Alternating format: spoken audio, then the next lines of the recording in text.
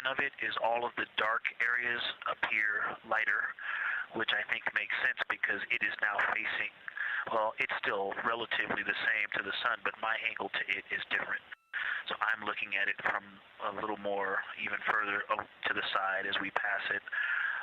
But all the darker features appear to be just a little bit lighter from this vantage point. The darker ring structure in the outer and inner ring and the interior, as well as the annular ring portion, everything seems to be just a smidge lighter at this point. Thanks for that description, Ike. Any additional words you can provide on Oriental would be wonderful, as that is such a high priority target for us. And while I have you, as we get closer to target 15, which is the Terminator target, if you can find Zeeman Crater again that you were looking at earlier, everything to your left of Zeeman would be getting into the South Pole Aiken area to help you orient yourself.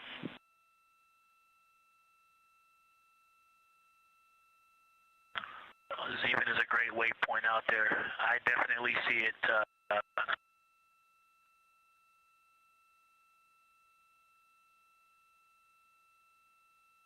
Yeah, Zeeman is very easy to find, and that is awesome. Thank you for pointing that out. Feel free to do that as often as you think of things. Let's see, looking back at Oriental. Okay, another thing, after looking through the zoom camera, man, you guys are smart. You probably did this on purpose, but after looking with my plain eyes and then going to the 400 millimeter zoom, now looking at it, I see the cliff face as if you were standing in the center.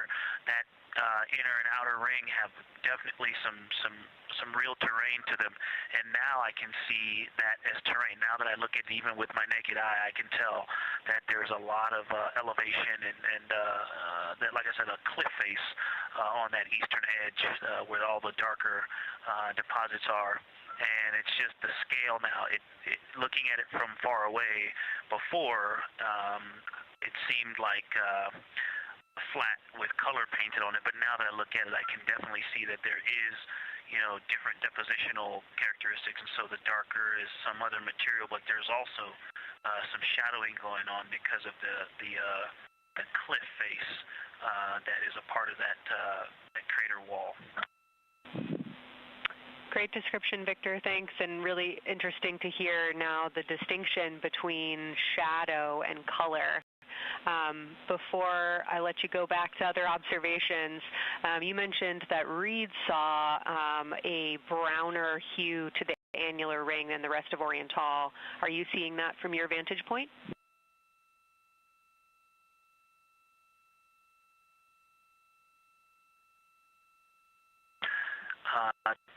The way that I'm looking at Oriental, again, I'm still in the docking hatch window. There's like a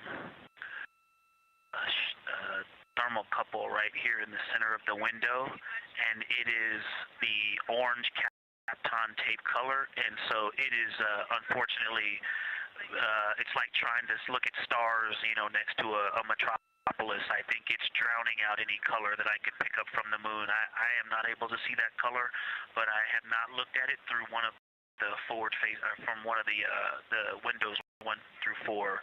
I think when I get away from this Kapton tape strip that I would be able to see the variation that Reed's talking about. That is great feedback operationally. Thanks, Victor. I'll leave you to it.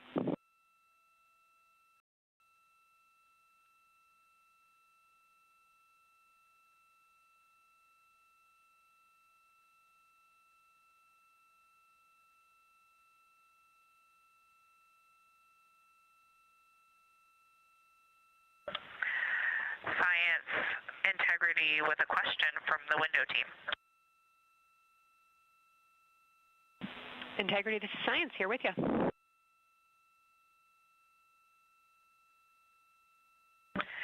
Yes, they have a question to help inform a theory that they're sort of tossing back and forth. What is older, the Mare seas of the near side or Oriental?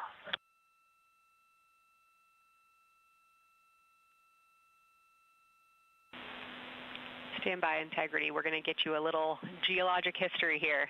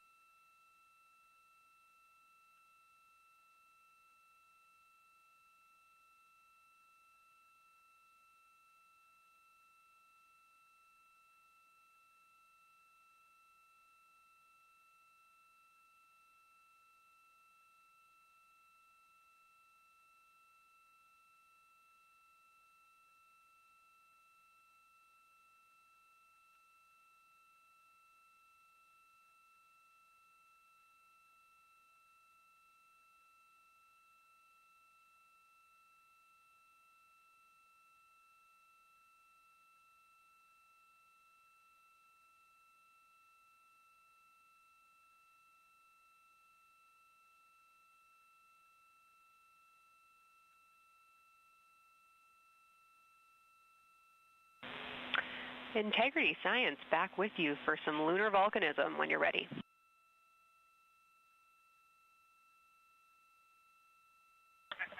Go ahead. You're making our day down here getting to talk about lunar volcanoes.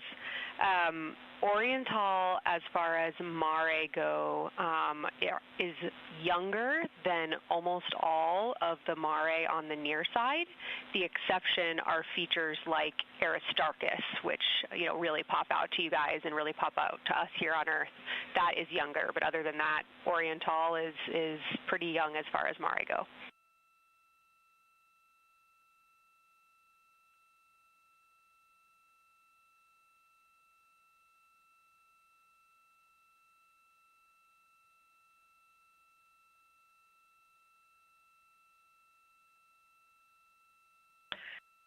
And Kelsey, thanks for that. We love lunar volcanism too. How about when the actual crater was formed?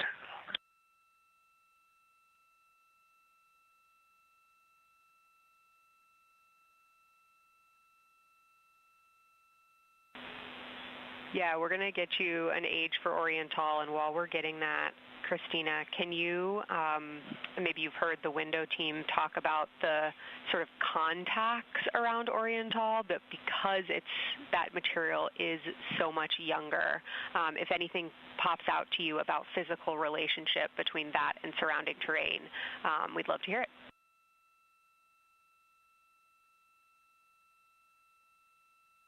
Yeah, definitely. They are discussing a contact relationship that could explain some of the color that they're seeing in certain areas. And so it was really about the ejecta of the creation of the basin and understanding the superposition of its ejecta and mare on the near side or other features. So thank you. We'll take the insight when you have it.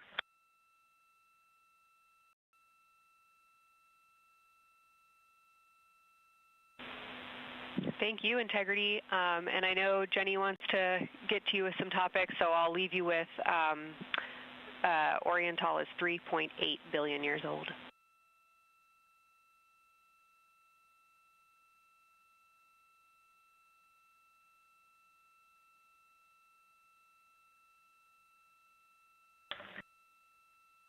Copy that. So that's on the older side. The actual basin is very old.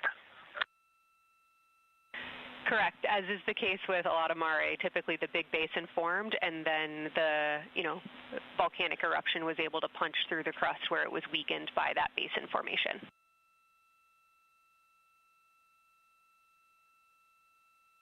Perfect. Tracking. Thank you.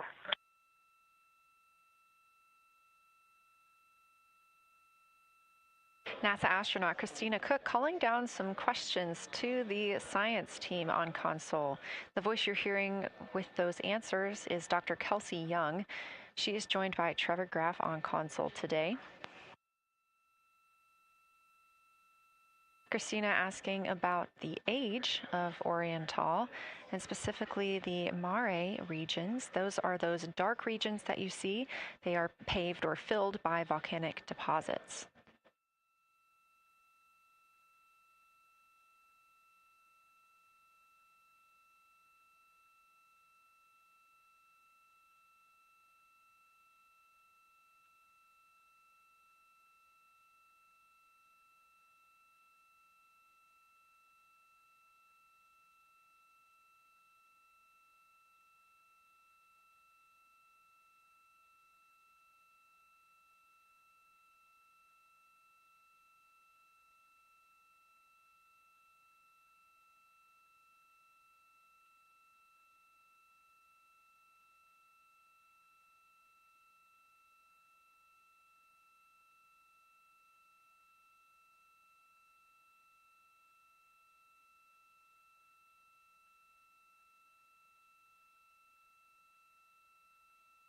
Better answer.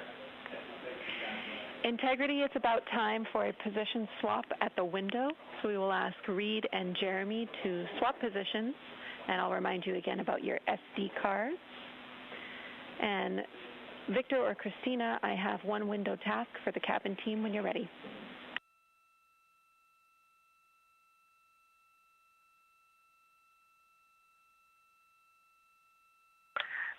They are swapping, and I'm ready. All right, Tina, we found a way that we can reinstall the shroud on the window. We understand it's pretty darn bright compared to everything that you're looking at. So in order to reinstall it, we will ask that you retrieve the condensation hose and you install it on a friction fit on the cabin air outlet port. That's right by one of your diffusers. You're going to point that little condensation hose such that the air is flowing over the window pane. Let me know when you're ready for the stowage location.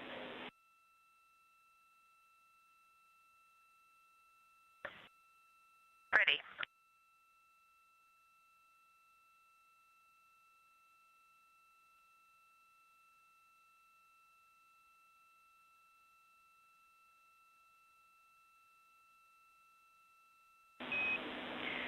Christina, the hose is in locker A1. The crew has gotten a go to reinstall that window shroud they were using to block some of the earth shine. Copy. This view coming from inside the Orion spacecraft as the crew members are swapping windows, specifically Reed Wiseman and Jeremy Hansen. They've been our crew members at the windows taking photos, making annotations, and making recordings that'll be downlinked later to the science team for review. The science team will have a conference tomorrow morning with the crew to get any fresh perspectives or things that they learned during the flyby.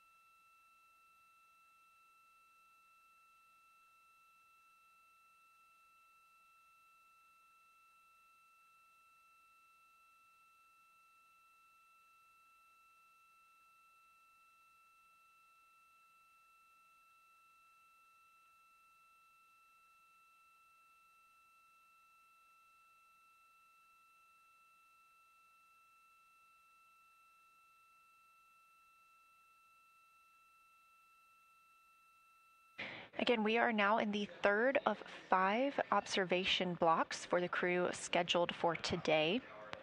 During this flyby, Orion is passing around between 4,000 and 6,000 miles from the moon and providing the crew with a full view of the lunar surface.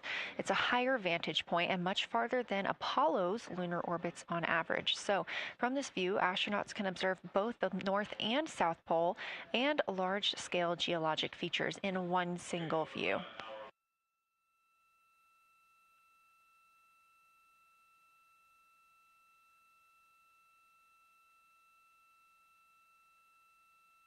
We are now just under an hour until Orion passes behind the moon, and we lose communication with the crew. They will be out of reach with any of our deep space network antennas. That loss of signal will last about 40 minutes, and we expect to regain communications with them once they fly behind the other side of the moon. While they are behind the moon, they will also reach their max Earth altitude as well as their closest approach to the lunar surface.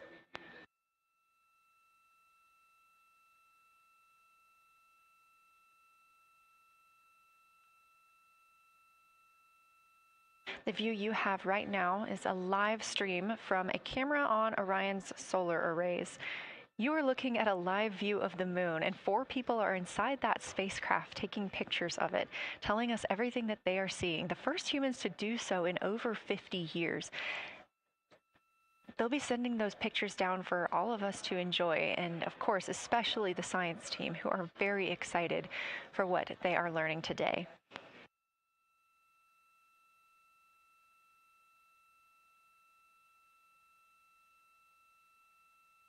It appears the Artemis II spacecraft, Orion, is now under 5,000 miles away from the moon. Again, we expect their closest distance to the moon be about 4,066 miles.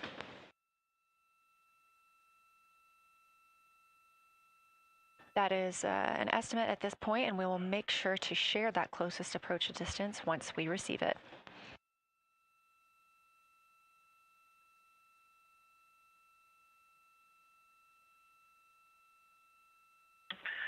Houston integrity question, did you just want us to cool the window with the condensation hose, or did you want us to put the shroud back on and cool the window at the same time?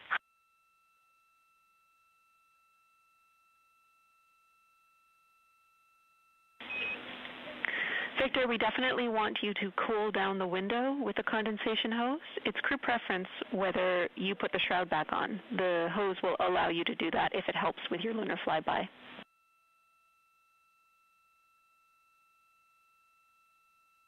Okay, copy. We're going to do both at the same time. Thank you. Houston copies.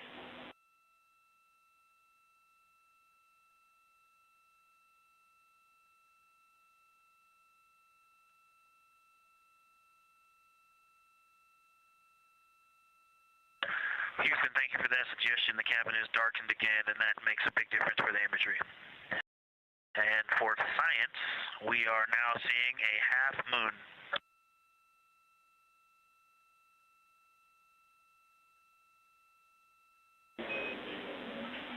Thank you, Victor. We're happy to hear it, and we see half moon, full moon joy still.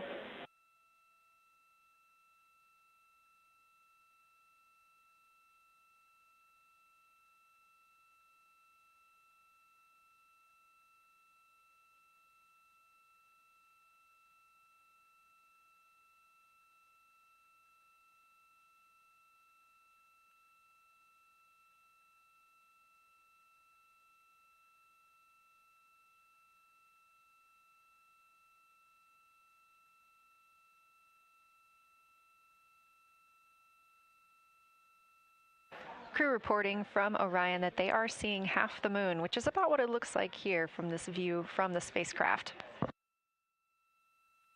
However, what has become a little bit of a catchphrase for this mission, everyone is reporting full moon joy.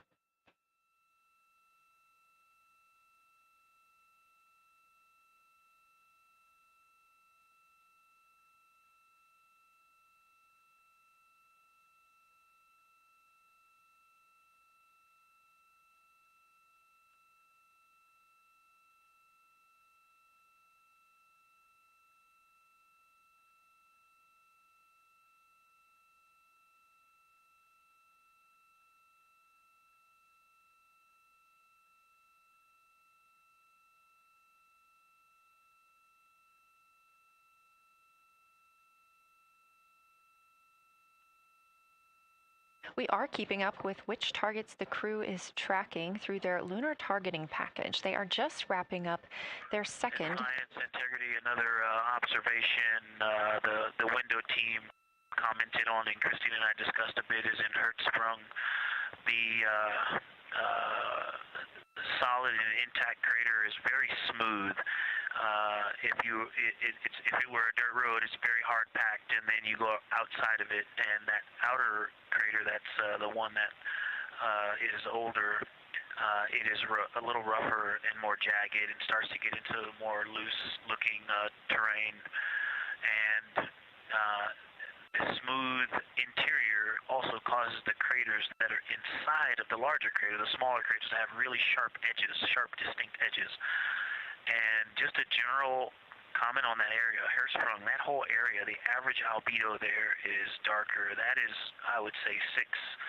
And the average albedo around Oriental and between Oriental and Ohm, excluding the wedge, the darker wedge, is more on the 6-7. And that they also seem to be different texturally. Christina described it earlier around Hertzsprung, and then from Hertzsprung toward Oriental, there appears to be a frozen, a rippling pond, but frozen, or like choppy waves when it's windy out, choppy water, and then it freezes instantly. That's the texture. If you walk down there barefoot, it looks like it would be hard on your feet, like lava. After it's cooled, it would be pokey. Except for right there in the center of Hertzsprung, it looks paved, like a paved road, nice and smooth.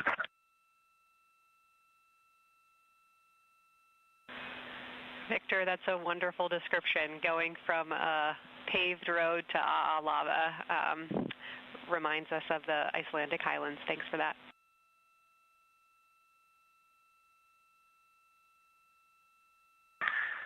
And science, another in the interior of the very intact, the interior of the intact crater at Hertzsprung is albedo variation. I think I heard one of the window crew maybe say color variation, but definitely albedo variation. There's lighter patches and slightly darker patches.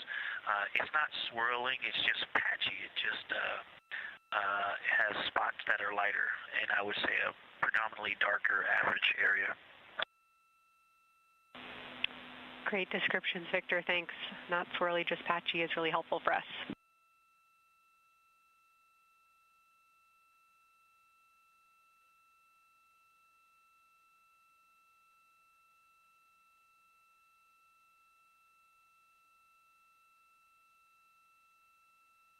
Really great descriptions coming from Science.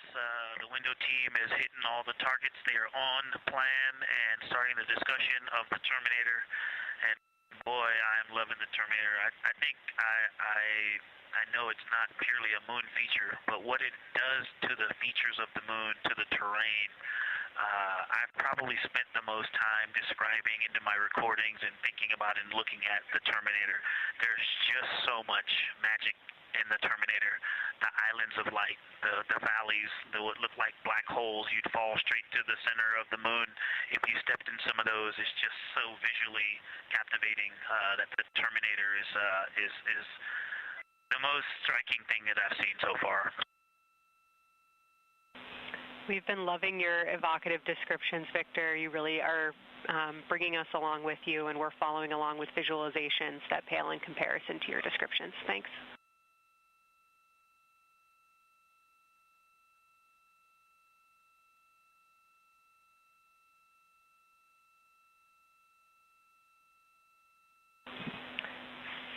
Integrity Science, one more question on a status of what the window team chose to observe for crew choice.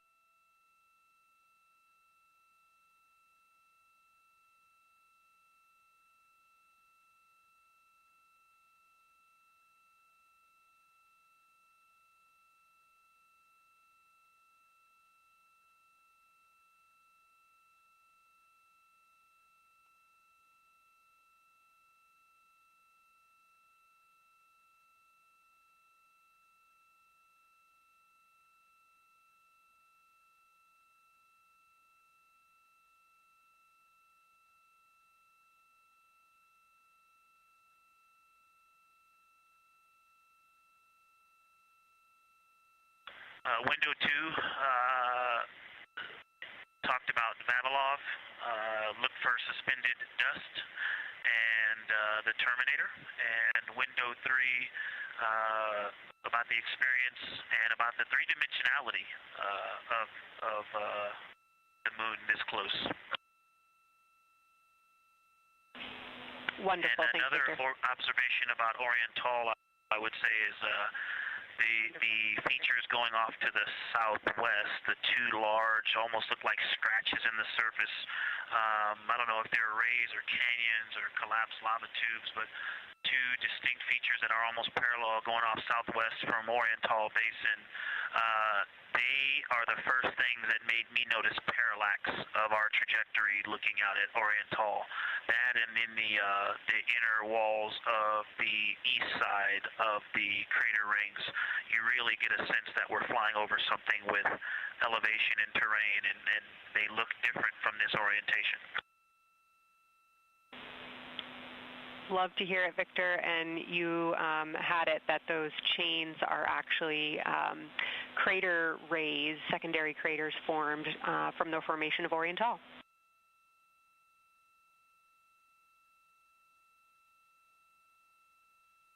Yeah, speaking of crater rays, the crater rays that are going off to the northwest,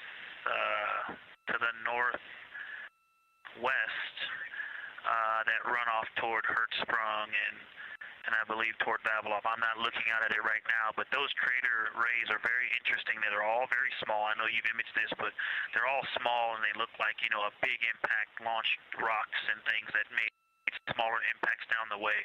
But something very interesting, and again, you can see this in imagery, but some of them are parallel, and then some of them converge toward the center of Oriental. And then I think I even saw some that maybe diverge, which not diverge, but that are convergent, which indicate multiple large impacts that created a lot of secondary impact crater rays. Fantastic, Victor. And I'll note that we can infer that you're looking down at your freshly named Integrity crater, which is near the end of one of those beautiful crater rays from Oriental. Thanks for the description.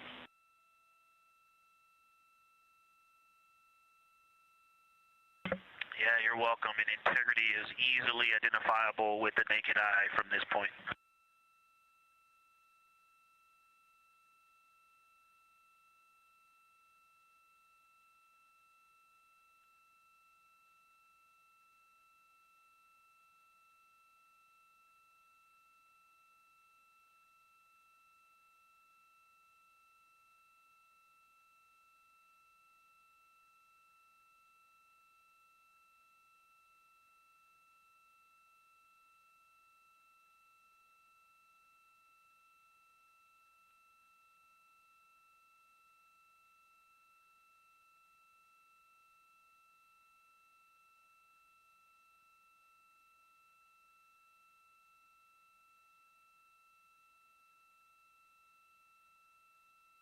We've been hearing some great situation reports from Victor Glover, the pilot of the Artemis II mission, calling down to the science team, letting them know what he is seeing. And one of those things is Hertzsprung Basin. If you look just to the right of the Terminator, that is the difference between light and darkness on the moon. You can see what he's describing when he says Hertzsprung Basin and how it looks a little bit paved in the middle there. It's almost in the very center of the moon in this view, coming from the Orion spacecraft and a camera mounted on its solar array.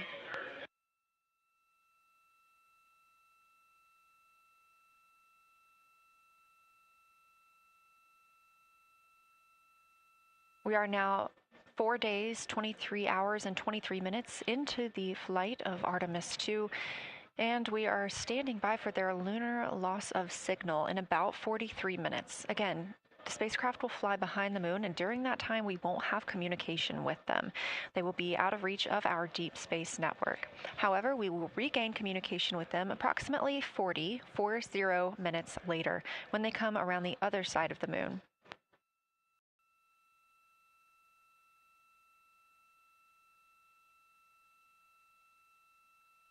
The crew aboard the spacecraft are currently discussing the Terminator, that difference between day and night. The science team is interested in learning about the topography and the color of the lunar surface, and it's already been very interesting to hear that they have seen colors like greens and browns while looking at the moon. Some of the questions that they are hoping the crew will discuss are: how do the quantities and sizes of craters and mountains vary along the terminator? And they are looking for the crew to describe the topography of features along or near the terminator. They're also looking for more information on any color or tone variations, and they're hoping that the crew will take images to illustrate their findings. Glover reported earlier that the crew has missed none of their targets when they are photographing at the window. We aren't hearing the conversations that the crew is having right now, but these are being recorded to their personal computer devices, PCDs, and those will be sent down to the science team. The science team will have a conference with the crew tomorrow morning to discuss their findings and experience when looking at the moon today.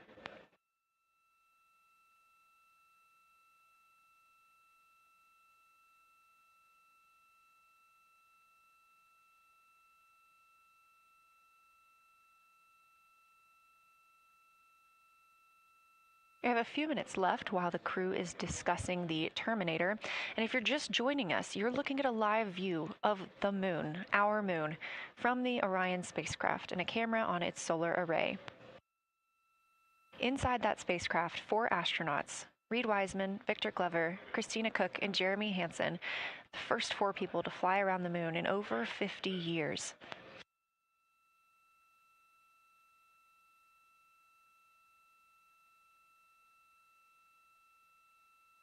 This is our lunar flyby day, and the crew has already surpassed one record today. The crew passed the Apollo 13 distance record at 12:57 p.m. Central, 1 right of the terminator. Jeremy Hansen calling down that he hopes it's a record soon broken by other explorers.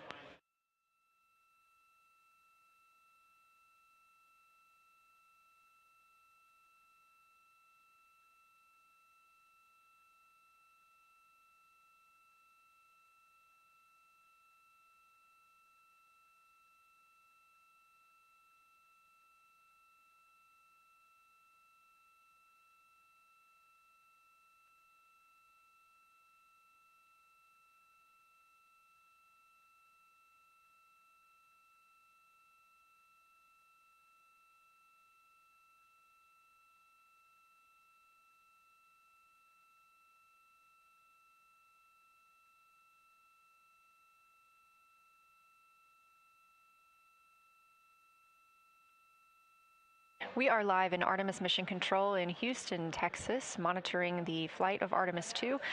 All of the flight controllers here, each monitoring a different system aboard the Orion spacecraft. Integrity Houston, we are ready for our cabin and window teams to swap again. We have a 15-minute handover time here, and I have a couple of items I want to read up to you. They'll require you to write something down on your knee boards, so let me know when you're ready.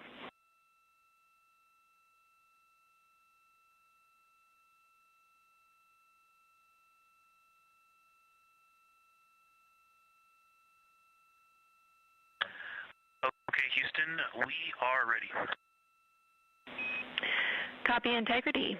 First of all, once you start this next shift here, during this lunar observation shift, we will begin our lunar LOS, so you can expect a call from me a few minutes prior reminding you. And second of all, Fido just sent us updated altitudes and METs for lunar closest approach and max Earth altitude. Let me know when you are ready to write those down. They differ slightly from Optimus.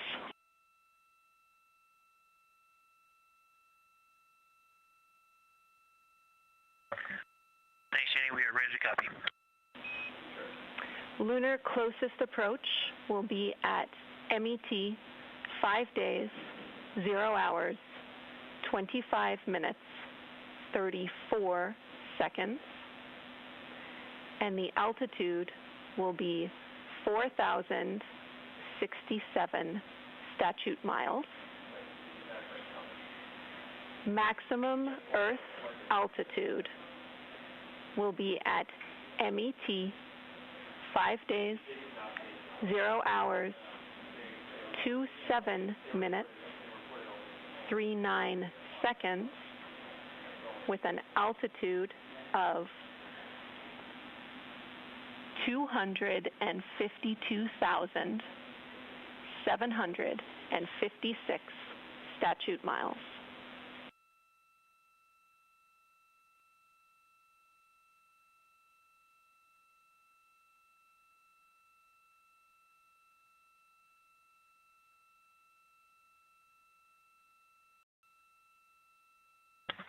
The crew really wants to ask for that in kilometers and in parsecs, but thank you for those. That is great. Thanks for that update. I'll send Fido to work, and I appreciate the metric. Other than that, I have no new vehicle statuses to pass to you. Enjoy your handover time, and we're looking forward to picking back up with you shortly.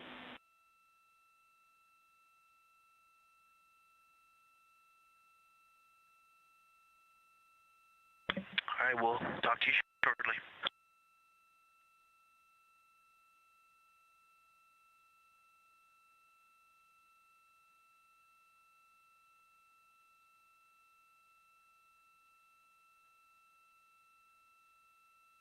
Those words called from Capcom Jenny Gibbons, CSA astronaut and Artemis II backup crew member, to the crew working aboard the Orion spacecraft. Had a little bit of a view inside the cabin. As you can see, it is very dark. The crew has turned off the lights, and the light that you were able to see is coming through the window, a reflection of Earthshine and from the moon.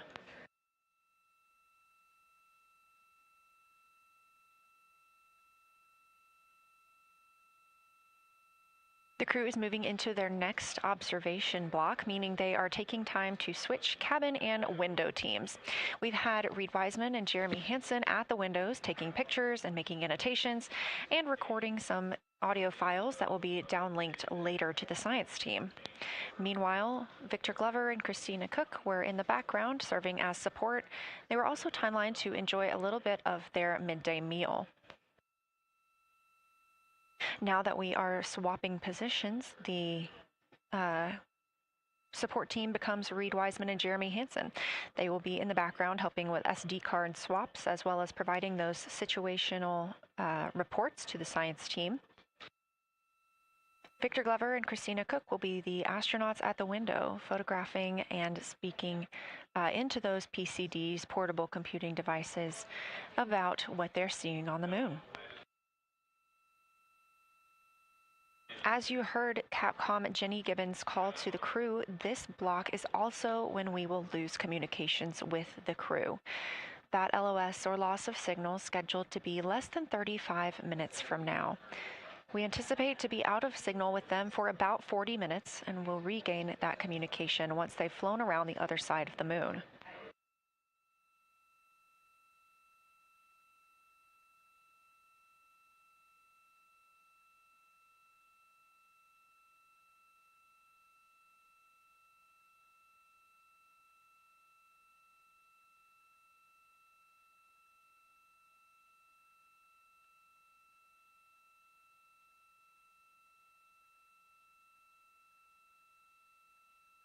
Now, even though the crew will be flying behind the moon, their observation period does not stop. They will still be taking pictures and making annotations of what they are seeing.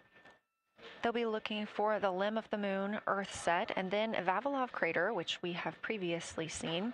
They'll swap positions at the window before moving into a crew choice option. They will get to pick things that are interesting to them on the surface, take pictures, and explain why they find them that way. They'll also be looking for any impact flashes. These are short-lived flashes on the lunar surface caused by impact bombardment.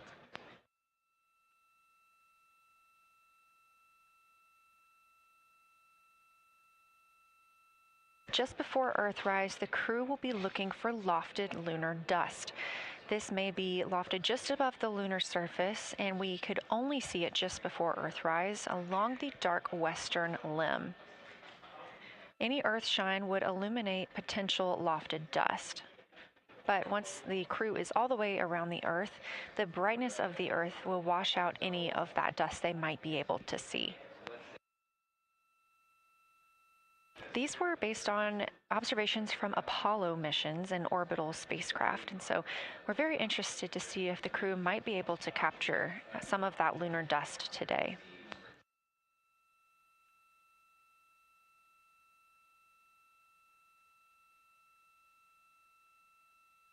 Following that lofted lunar dust target, the next will be Earthrise. We will regain communications with the crew shortly after Earthrise.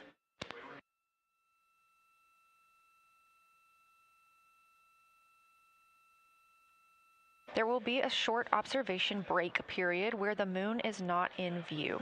That's because we are also anticipating the crew seeing an eclipse today.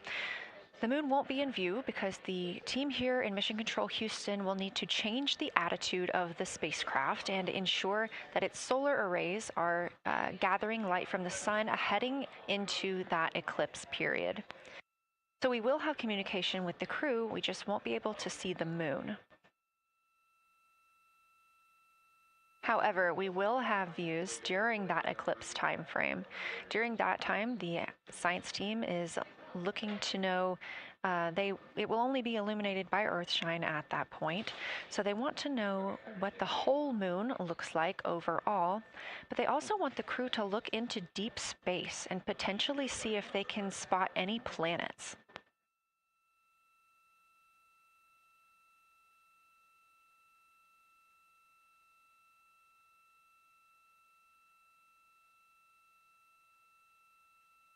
Once the eclipse is over, the lunar flyby period will have ended. We are live through the whole thing, and even once flyby is over today, we remain live 24/7 on NASA's YouTube.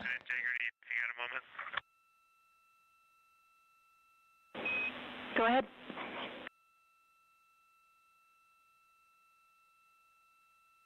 I don't know if Catherine and Devin are still there, but if they are, just wanted to just let them know how much fun we're having out here. It's extraordinary to be on the far side of the moon right now, just seeing hanging out there and looking back at the Earth. And Ashley and Kaylin, I know you're back in Canada, but if you happen to be watching too, just wanted to say hi to all you guys. Love you guys, and we'll be heading back your way shortly. Thanks, Jeremy. I hear they are watching, and your family is still here. So thanks for passing that along.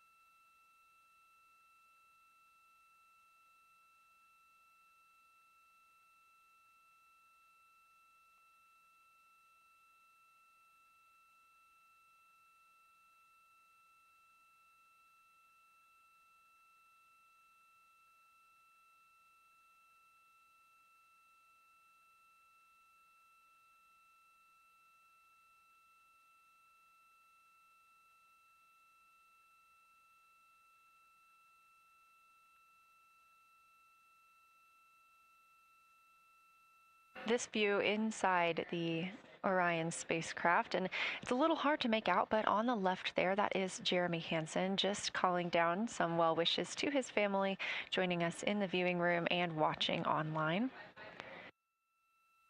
Currently in the window are Victor Glover and Christina Cook. They are taking pictures outside of the window as they are now in their flyby observation block. At this time, Reed Wiseman and Jeremy Hansen are serving as support crew members, and they are also going to have an opportunity to enjoy their midday meal at this time.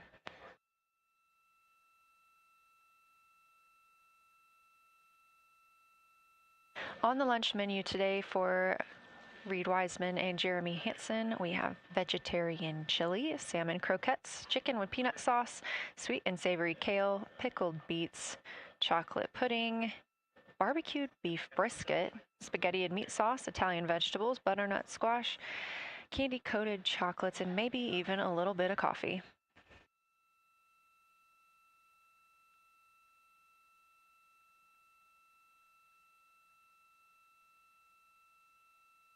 And if you look closely, you can see it looks like they are getting into some of their food for the midday meal.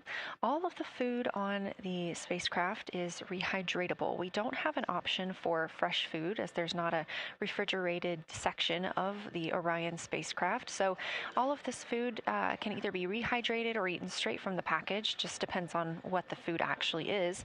And for food that needs to be rehydrated, there is information on each package of how much water needs to fill that bag and what temperature it needs to be.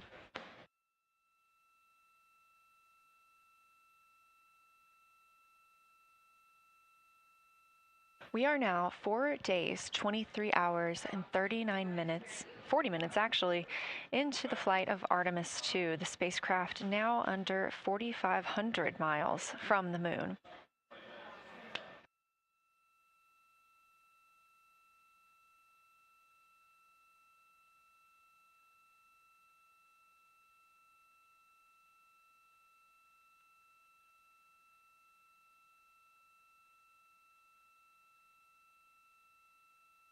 We are now also under 30 minutes away from loss of signal with the astronauts. We will regain that communication about 40 minutes later. They will still be photographing the moon and documenting what they're seeing while they're behind the moon. And we especially look forward to potential Earthset and Earthrise views.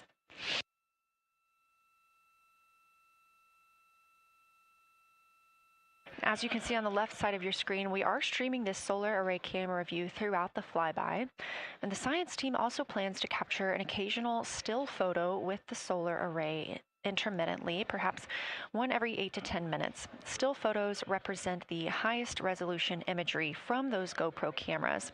So starting 5 minutes before Earthset and loss of signal, the science team will capture a series of photos, one every 30 seconds, to include Earthset, all the way through 5 minutes after Earthrise and acquisition of signal.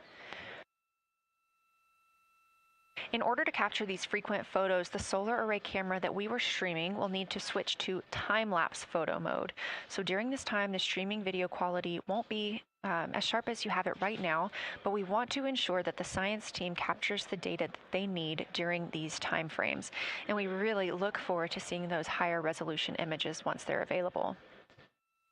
But with the view you are seeing right now, we are sharing bandwidth on the Orion spacecraft with every system that is keeping the spacecraft powered and the crew alive, especially the environmental control and life support system. As this is the first flight with crew, this is also the first flight of a life support system, keeping the crew healthy and safe on the way to the moon and the way home.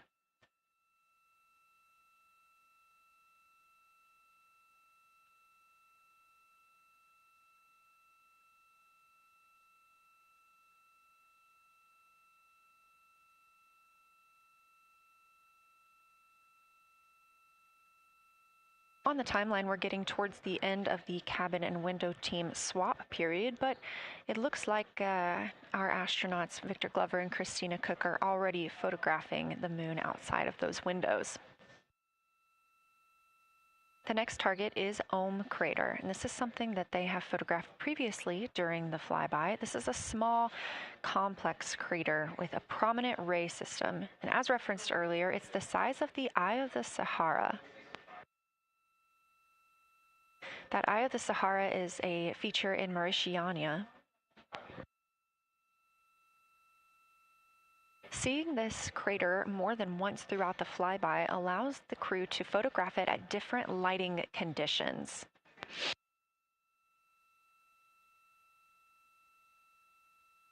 Those different lighting conditions help expose different portions of the target and can help the science team learn a little bit more about how it formed and what it is today.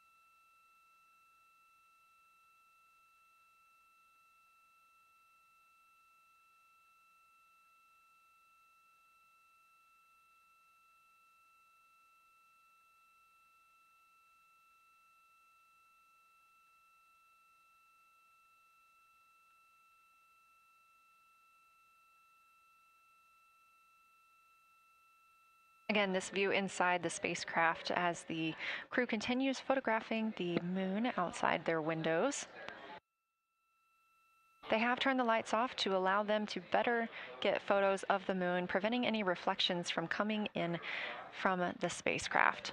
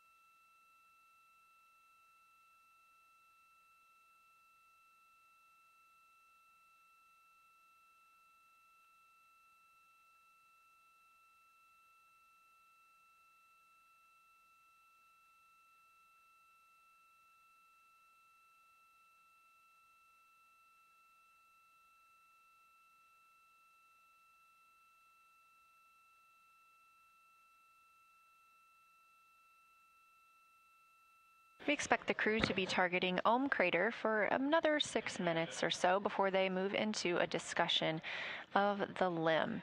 Now, the science team has asked for a science sit rep or situation report during that time, so we hope to hear calls from the crew on what they are observing.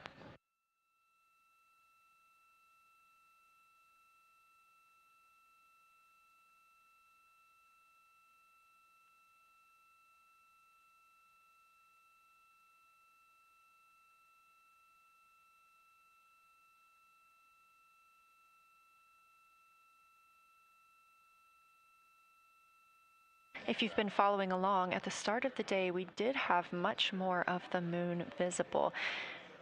And even just an hour or so ago, we could see about half of the moon. We are now continuing to see more of the far side and that darkness where the moon is not reflecting light from the sun.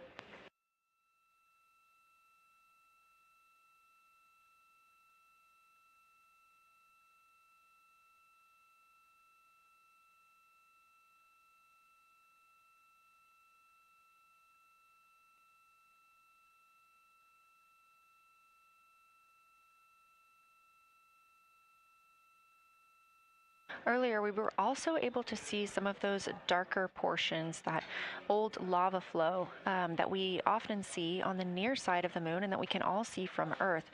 That has mostly gone away. We are now just seeing very little of Oriental. That's down to the bottom right of the moon. You can see just a small dark portion near the limb.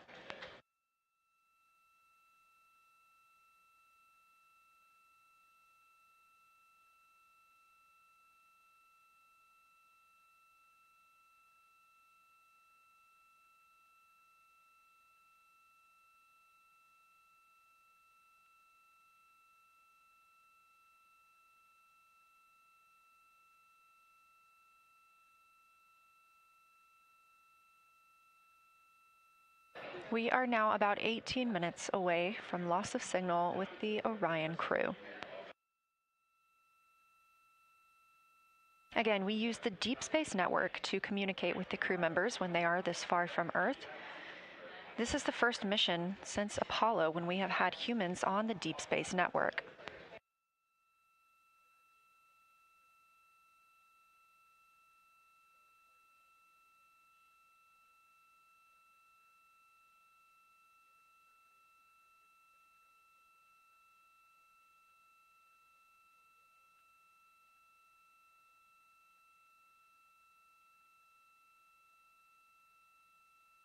As you recently heard Capcom Jenny Gibbons call to the crew, we expect their closest approach to the moon to be at MET, or mission elapsed time, of 5 days, 25 minutes, and 34 seconds. At that time, their altitude would be 4,067 statute miles above the Earth's surface. Just over 2 minutes later, they will reach their maximum distance from Earth. At mission elapsed time, 5 minutes, 5 days, 27 minutes, and 39 seconds. The altitude at that time would be 252,756 statute miles.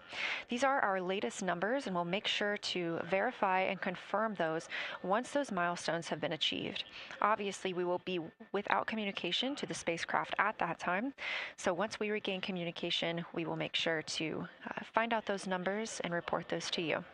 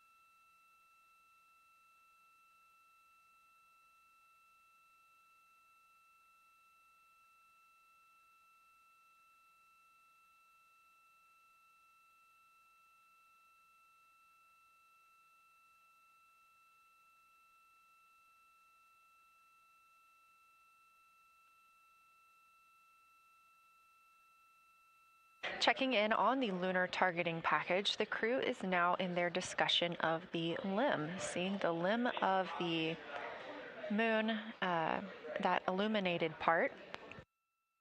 Currently at the windows taking photos and making annotations are Victor Glover and Christina Cook. And we are expecting loss of signal in about 13 minutes. We will regain that signal with the crew about 40 minutes later.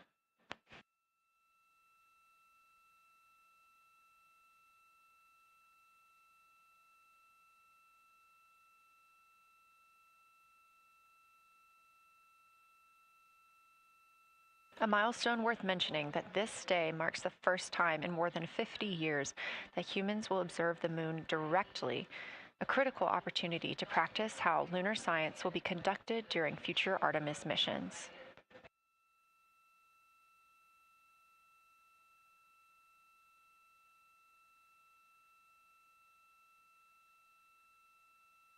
I've continued to reference the Lunar targeting package throughout this broadcast, which is the primary tool guiding the crew observations, and that consists of two key components.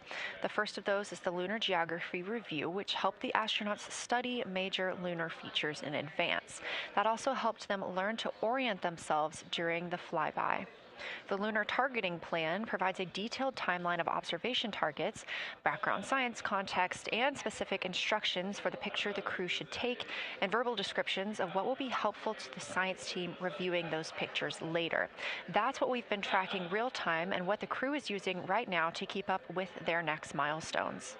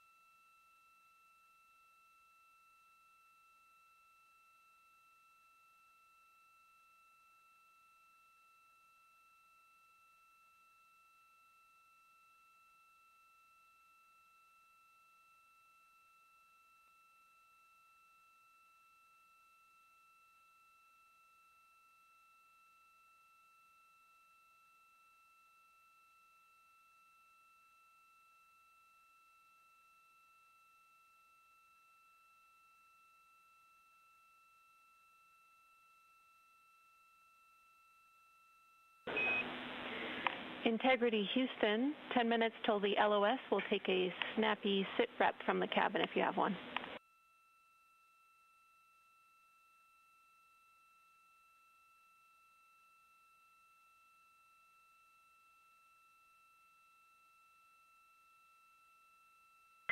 Okay, Jenny, that came, we missed most of that, but just a 10-minute warning, is that what you're saying? 10-minute warning for the LOS, and I'll take a quick sit rep from the cabin, please.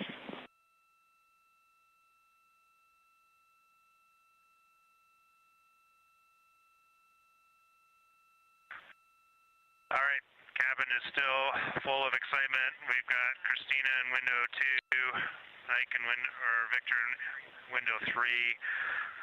Reed's actually been trying to get some images out of the docking tunnel. We can see the Earth and the Moon and part of the Moon out of the docking tunnel, which is pretty good. And I'm just grabbing some footage right now with our interior cameras.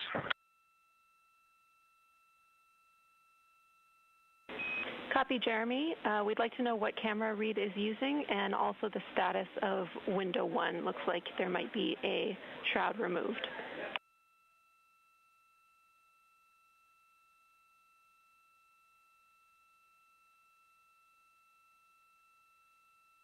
Okay. Reed was using the Z9, and the T-shirt shroud is still on window 1, but we took the camera out of it. So maybe that's what you're noticing. But when I looked in there, I saw a lot of sunlight reflecting around. Copy. That makes a lot of sense to us, Jeremy. I want to remind you, coming up on this LOS, that we'll take sit reps in the blind. And as more and more of the Moon is in darkness, we will take any report you have on impact flashes.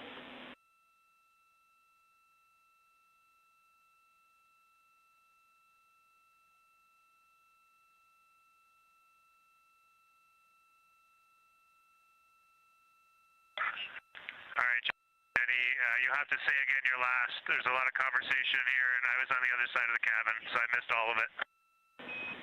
Look out for impact flashes, and we'll take sit reps in the blind.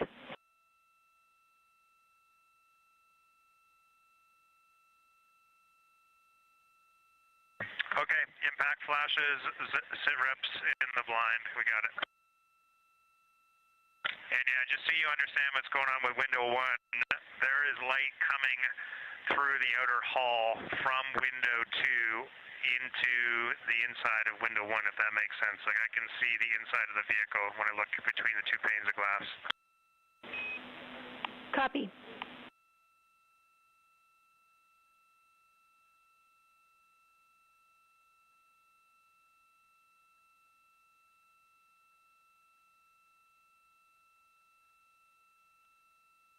You're getting your first live look at Orion, the Moon, and the Earth. Everyone in this picture.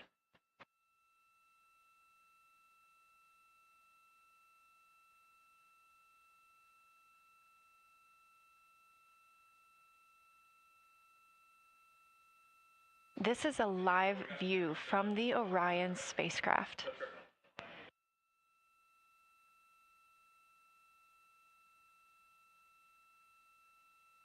Currently aboard Orion, 4 crew members, Reed Wiseman, Victor Glover, Christina Cook, and Jeremy Hansen.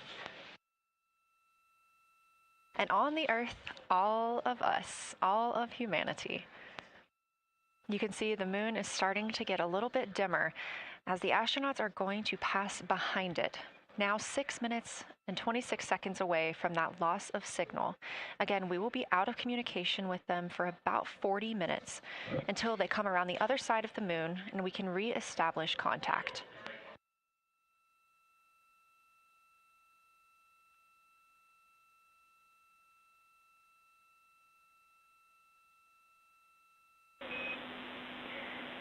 Integrity Houston, you are 6 minutes from your 40-minute lunar flyby LOS. From all of us, it's a privilege to witness you carrying the fire past our farthest reach. Thank you. Godspeed.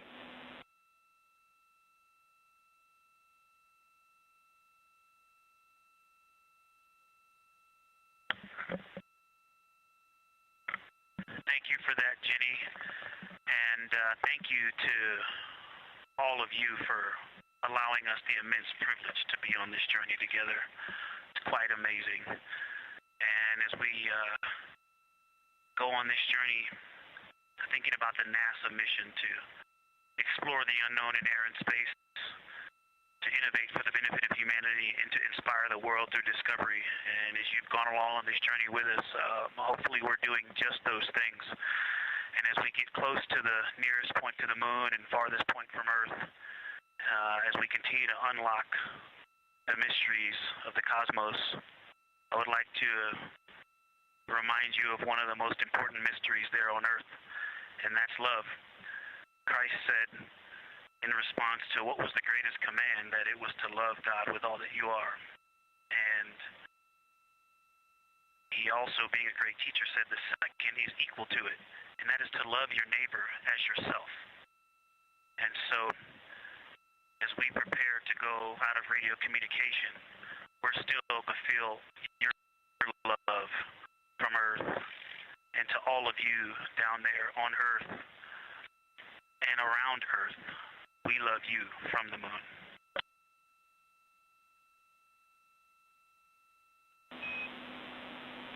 Houston copies. We'll see you on the other side.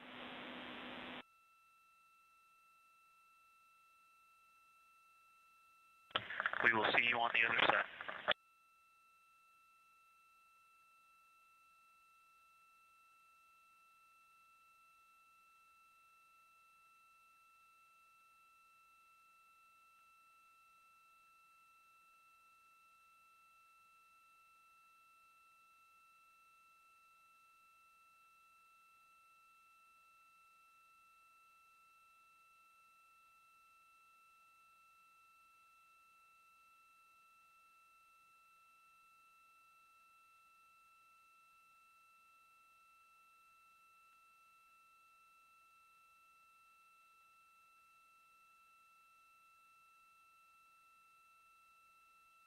Poignant words from NASA astronaut Victor Glover, and a little bit of a love letter from the other side of the moon all the way to Earth.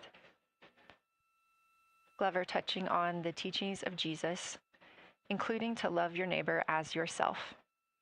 We are now less than 3 minutes away from loss of signal with the Orion astronauts. The Artemis II crew will be out of signal for about 40 minutes as they are on the other side of the moon, continuing their work photographing the lunar surface, and they will reemerge, and we will also get this view on the other side.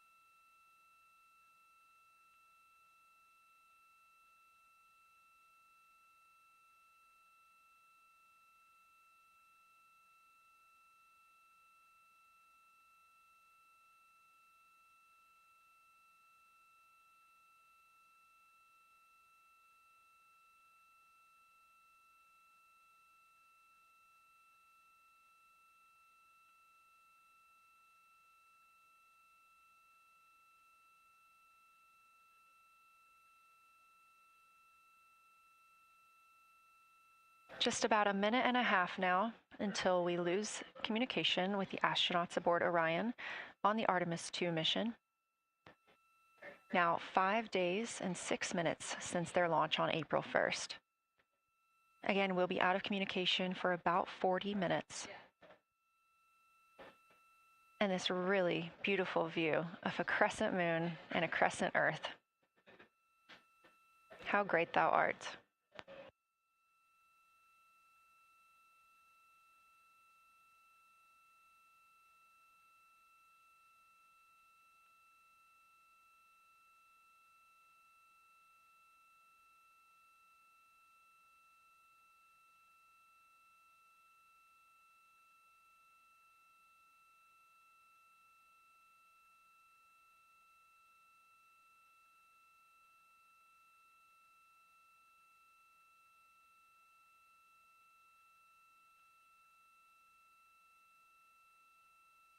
"30 seconds now until we expect loss of signal.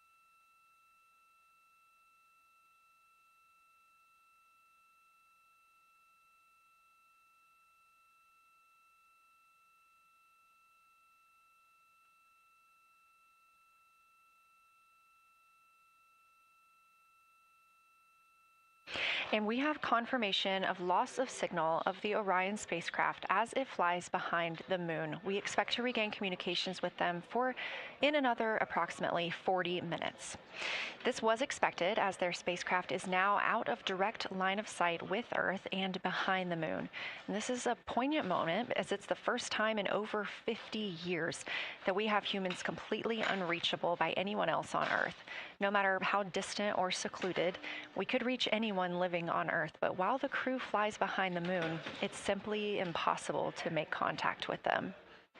This is a live view inside the Science Evaluation Room here at Johnson Space Center and just down the hall from Mission Control. This team has been monitoring the flyby all day as the team has continued capturing targets on the lunar surface.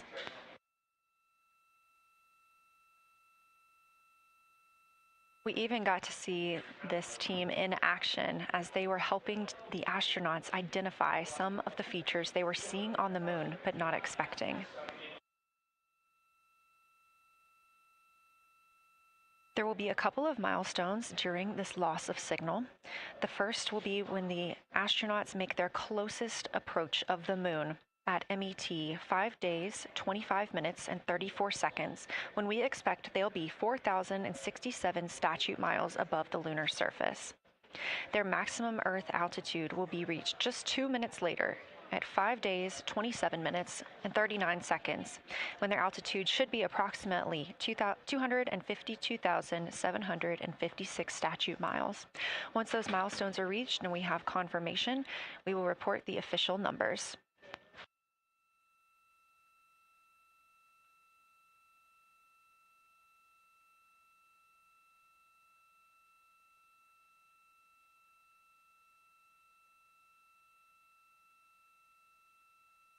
Throughout the Artemis II mission, astronaut voice, images, video, and vital mission data must traverse thousands of miles, carried on signals from NASA's powerful communications systems, the Near Space Network and the Deep Space Network.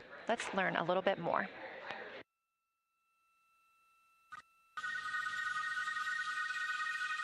NASA's Artemis II will send 4 astronauts around the moon, preparing humanity for a long-term lunar presence and future journeys to Mars. Enabling communication and navigation for this test flight are NASA's Near Space Network and Deep Space Network. With antennas around the world and a fleet of relay satellites, the networks will deliver vital data to and from Earth through all phases of the mission.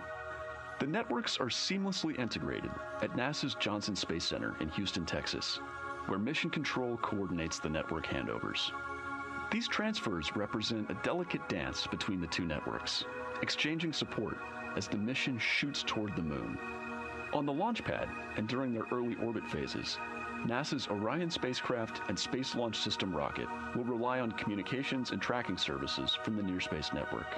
After its translunar injection burn, the Deep Space Network's global array of antennas will serve as Orion's primary communication support during lunar orbit.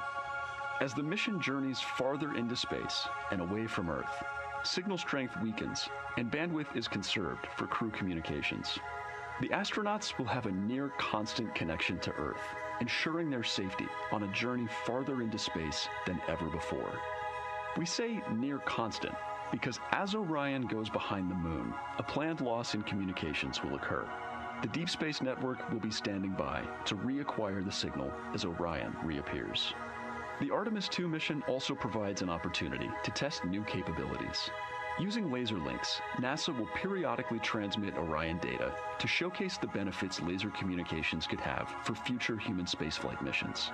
The data from Orion, sent by radio signals or laser links, is massive.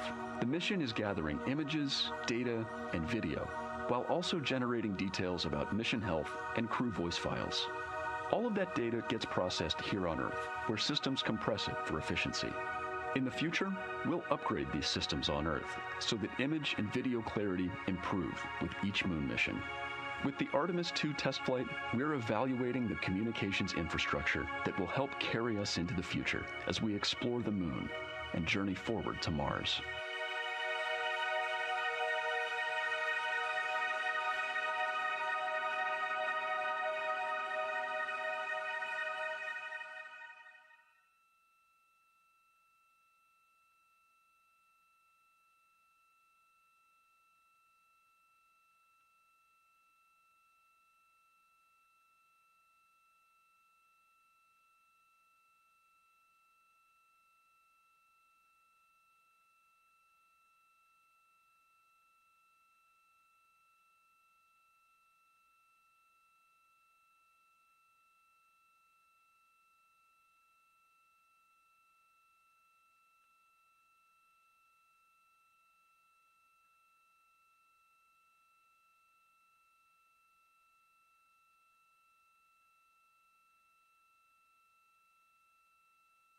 We are now about 33 minutes until we expect to regain communications with the astronauts aboard Orion. And in the meantime, I've got Dr. Kelsey Young, Artemis Science Flight Operations Lead, here with us. Thanks for joining me, Kelsey. Thanks for having me. This is such an exciting day. Oh, no kidding. It has been so cool to hear you communicating directly with the crew.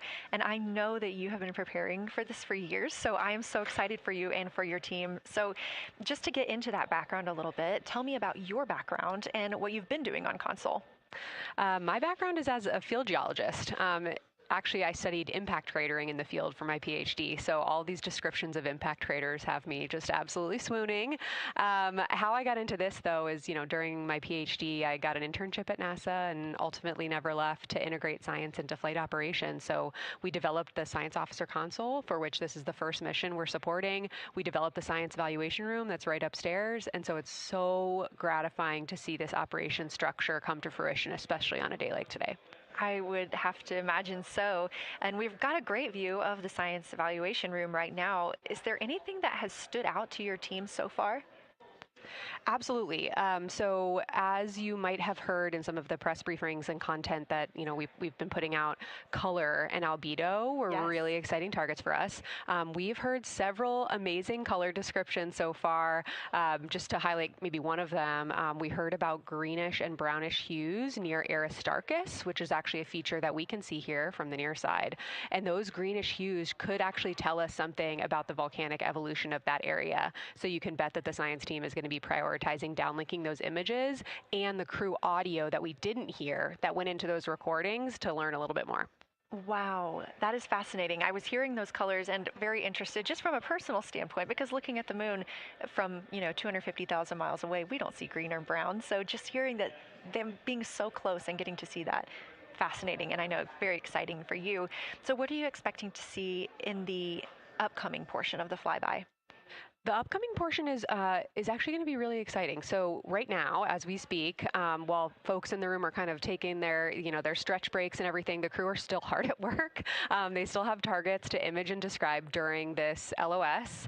But when we come out, the first thing, of course, we're going to hear about is Earthrise. We're really looking forward to hearing about the crew's experience with something that we can connect with and that, Apollo 8 brought us such amazing images from. But then we start to get into describing the Terminator, as well as looking for things like lofted dust, which tell us about the modern lunar environment. Then the vehicle's going to orient away from the moon for an hour and then pivot back for the eclipse observations, which is a whole different set of science observations that we're really looking forward to. It's kind of nice that the crew will get a little break in there, because they have been hitting it hard today with photos and videos and annotations. What are you hoping that the crew sees coming up? Is it that lunar dust? Oh my goodness, that's a hard question to answer. I mean, we've already gotten such great descriptions. I mean, the Terminator seems to just be like one of their favorite things to look at and describe. So I feel like, that was something we were looking forward to. I feel like we've really gotten some great descriptions. So absolutely, I'm looking to the human moment of Earthrise. Lofted dust is an exciting one, and lofted dust will be a target for them in the right around the time of Earthrise, but again in the eclipse period. So I'm really looking forward to seeing. I mean, they've already highlighted just in the course of their flyby so far how the moon has changed, and this is going to be even more dramatic change to go from their end of this kind of lunar illuminated piece of the flyby into the eclipse time frame. And I can tell you they're going to be experiencing a very different moon during that time, and I can't wait to hear what their observations are. Yeah, that's absolutely fascinating, and what an privilege that we get to do that on this mission, because that's not always the case. If we had launched on a different day other than April 1st or 2nd, we wouldn't have gotten to see that eclipse. Is that right? That's correct. April 1st and 2nd. I will say, I was asked a lot in the weeks leading up to the launch, well, what's your favorite day? And my answer truly was, there is no bad day to launch to the moon. We were going to get great science out of it no matter what, but it's a really neat opportunity to, bring the sun into the picture, bring different planetary bodies into the picture while still literally keeping the moon in center stage. Fascinating. So what differences are we looking for at each site? We're hearing a lot of different terms. We're looking at craters. We're looking at mare. What are the differences that you're hoping to see? We do have, as you highlight, kind of different prompts for each target. That's what they're looking at in their lunar targeting plan, which I know you've been showing. And we have even different prompts for the person with the, the really long lens on the camera versus the people with the unaided eye. And you've heard the crew talk about, oh my goodness, when I go from one to the other, I can really detect different nuances. And that's something that we experienced in simulations, but hearing them actually, see it for real has been really gratifying. But we're looking for different things based on the target. Sometimes we're looking for color. Sometimes we're looking for texture. For the Terminator, we're looking at kind of what texture and morphologies pop out to you and what kind of diversity you see along the Terminator. You've heard, Victor especially make some comments about future impacts for exploration. So already I think that their descriptions in this first part of the flyby have told us something scientifically, but also about future surface missions. Well, it was so interesting to hear Victor talking about he was imagining in his mind's eye being down on the surface and walking around. That was very cool to hear. And when we're thinking about targets, I know some of them are determined based on the launch day because that determines the lunar illumination. So the ones that we're looking at today, how and why were these selected? Such a wonderful question. This really gets at at the heart of some of our really highest priority science questions. Illumination conditions is a big one, right? So, of course, we need the targets that we're interested on the lunar feature to be illuminated by the sun in order to view them. But the timing in which they see them during the flyby enables us to ask different questions. So you heard in the pre-flyby crew conference talking about, well, the same pair, Reed and Jeremy, will get to actually look at Glushko crater twice. And that, looking at it from different illumination angles, allows us to understand that feature better and connect color and albedo with topography and morphology. Then you have other craters where you want to look at it with the sun shining on it obliquely versus straight on, and that tells you something different about the scientific objective that drove the target being on the targeting plan in the first place. We've talked a little bit with the viewers today about what the crew is able to capture in this short time frame of those craters in different lighting conditions. Could take years for something robotic to be able to do based on attitude maneuvers and where the sun is at. So can you just talk a little bit about the importance of having both the robotic operation and having the crew? Absolutely. We definitely don't want to minimize the impact of orbiting spacecraft. Lunar Reconnaissance Orbiter is the one that's often referenced. Data from LRO and its payloads have really been instrumental in getting us, frankly, to this point for Artemis II and future missions.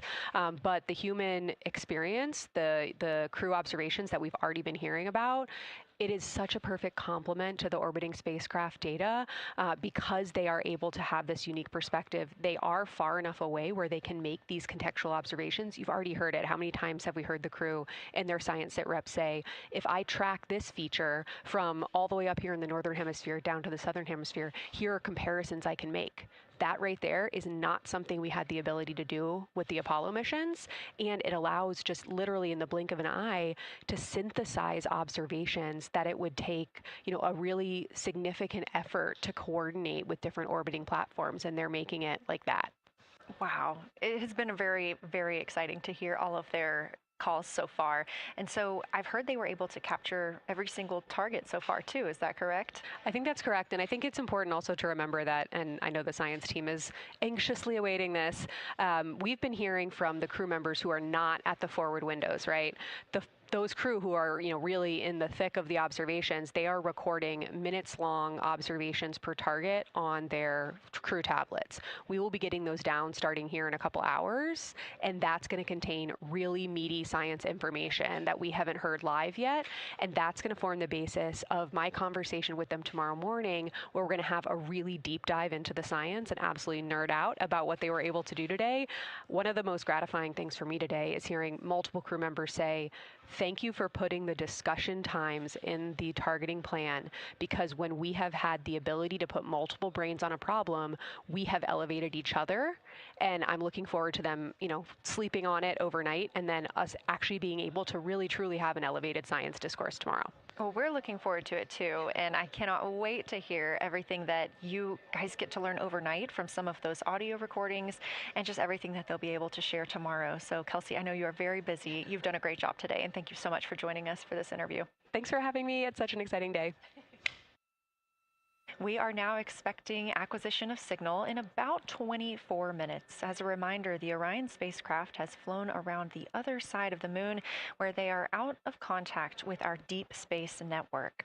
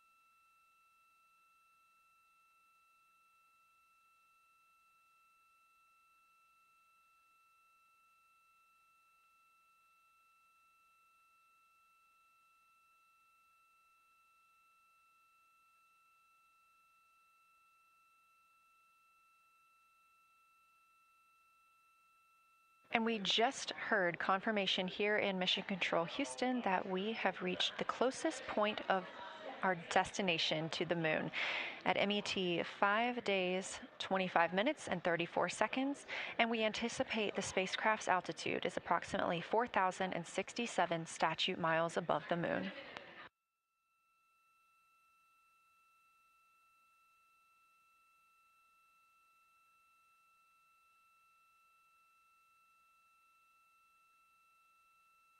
We're continuing to track what the crew is doing while around the other side of the moon.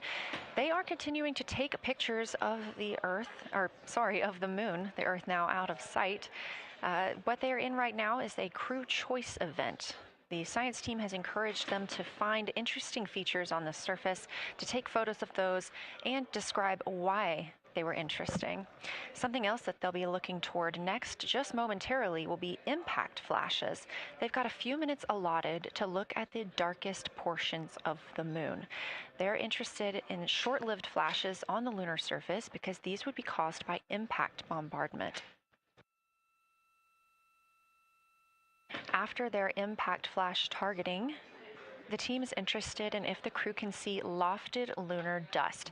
This would only be visible just before Earthrise. Now 20 minutes until we expect to regain communications with integrity and the astronauts for Artemis II.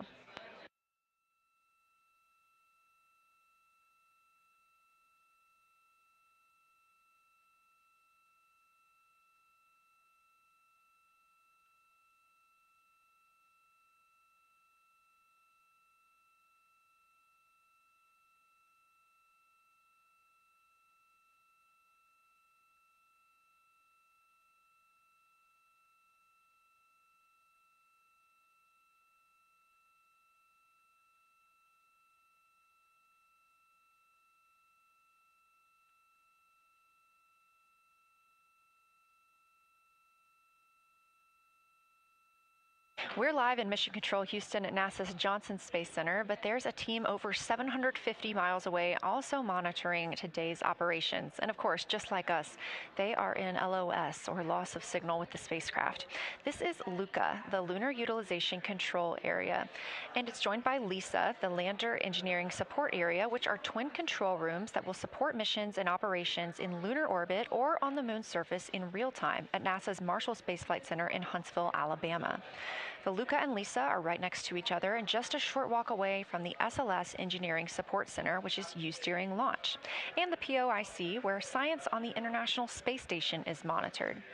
LUCA primarily supports Artemis science operations, while LISA will provide engineering support for landing astronauts on the moon.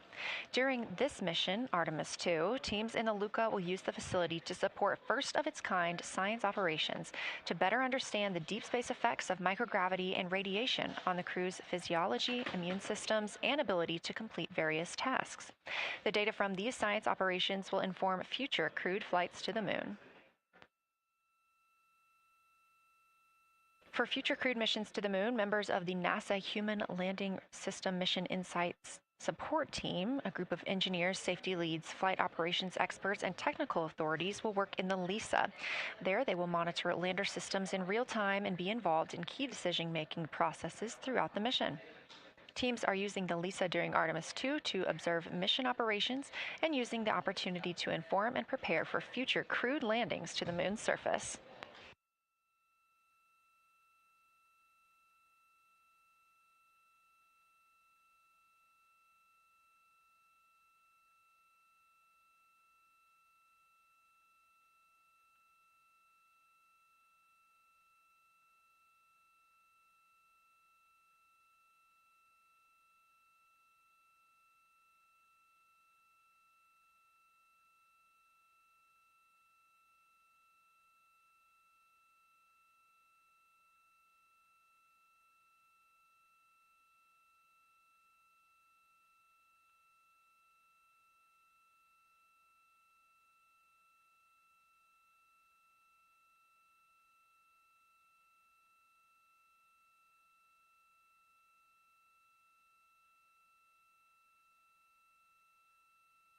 We now expect to regain communications with the astronauts aboard Orion in about 17 minutes. In the meantime, a little overview of how our crew members flying by the lunar far side at an altitude of between 4,000 and 9,000 miles are testing the capabilities of the Orion capsule. Artemis II visualization lead Ernie Wright has simulated views of the flyby using detailed topographic maps of the lunar terrain and photorealistic lighting scenarios. The Artemis II crew members have been using these visualizations to prepare for this historic mission, which is paving the way for future exploration of the moon's surface and beyond. So the most exciting thing to me about Artemis II is just the return to the moon. We haven't been there in 50 years. Human eyes are going to see parts of the moon that haven't been seen by anyone before. It also recommits us to exploring the solar system in a way that we haven't in a long time. And I think it provides an opportunity for younger generations to understand the excitement of doing that kind of exploration. Artemis is our return to the moon after 50 years. The emphasis of Artemis is going to be, first of all, science, but second of all, learning to sustain a presence on another world. First on the moon, but we're hoping that that's a stepping stone to Mars and other destinations in the solar system eventually. Artemis II will be a flyby mission. It's not going to land. We're testing all of the technology that we've created for flying to the moon since Apollo. A lot of systems have been modernized, and we need to make sure that all of those work. The astronauts will be looking out the window at parts of the moon that have never been seen by human eyes before. They will be flying by the moon at an altitude that's much higher than Apollo's orbits. And so they will see the entire disk of the moon, including areas that are closer to both the North and South Pole that astronauts from Apollo never saw. All of that depends on the lighting, which we really won't know until launch day, but we can practice with different lighting scenarios. It's hard for people to sort of picture that in their mind. If you can make a visualization of it, show them a movie, that helps everybody choose the targets and also practice aiming at those targets. The astronauts have actually been looking at these visualizations through the lens of the camera and practicing aiming at the various targets. This is a map of the surface of the moon, obviously, but it shows what the Apollo astronauts could see in sunlight while they were in orbit. The brighter parts are the parts that they could see. The darker parts, like this entire area here and places that are farther north and south, are places that they couldn't see in sunlight, either because it was nighttime there or because it was beyond the horizon of the astronauts. All of the Apollo flights orbited the moon at a distance of about 110 kilometers. Because the astronauts were flying at such a low altitude, their horizon was actually quite close, and they couldn't see the North and South poles. And this whole area over here was not in sunlight at the time. And it includes this amazing impact feature here called Oriental. Oriental is a very large impact feature. It's about 650 kilometers wide. It's got multiple rings. These are rings that form like ripples in a pond from the impact, but of course it's on a huge scale. The middle of Oriental has that sort of dark basalt lava covering it, like the dark spots that we see on the near side. It's one of the biggest ones that's more on the far side than the near. So seeing it with human eyes and sort of picking out features that maybe you don't even see in robotic cameras is an important goal for the mission.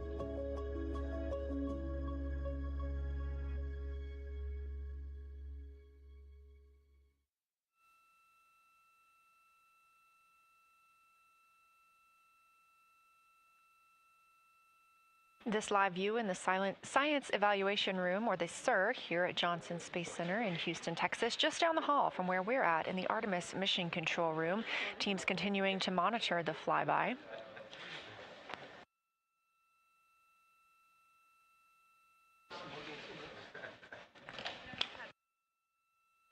The crew continues their observations of the moon, even though they are out of touch with Earth. We expect to hear from them in 12 minutes and 26 seconds. Again, this is approximately 40 minutes loss of signal while they are out of reach of the deep space network.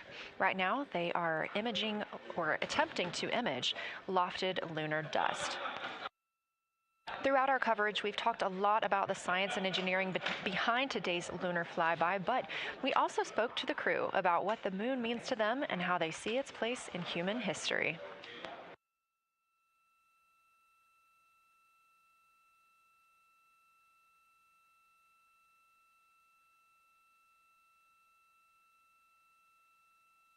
I remember being a little kid lying in bed at night and just looking out at the moon in whatever phase it was in, and I was thinking, man, my friends that live like 20 miles away, they can probably look out and see that same exact moon.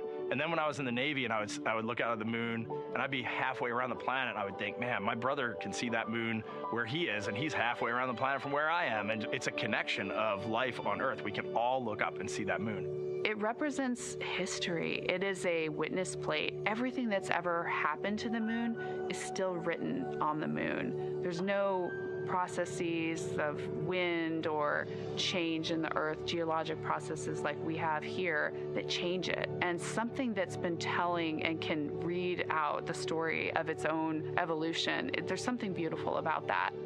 I've also learned from my indigenous mentors that they refer to the moon as grandmother moon. So you've probably heard of Mother Earth. They use grandmother moon because grandmother moon is responsible for the water in their community. The grandmothers, sort of protect the water source, just like the moon moves the water around the planet, affects the tides. It's something that represents something different for each individual culture around the planet. And that's really neat because we all share that same moon in the night sky. We all have seen the same side of the moon in different lighting conditions our whole lives. And so it seems very familiar to us, but it's also kind of unknown. When we get up close, some of the imagery that we'll get to describe and to share with people will be very unique. And that nature, both of those things being true about this one entity that we all know, just is really special. It's just the epitome of a symbol of both something that's in each of our hearts, but that's also represents exploration and reaching.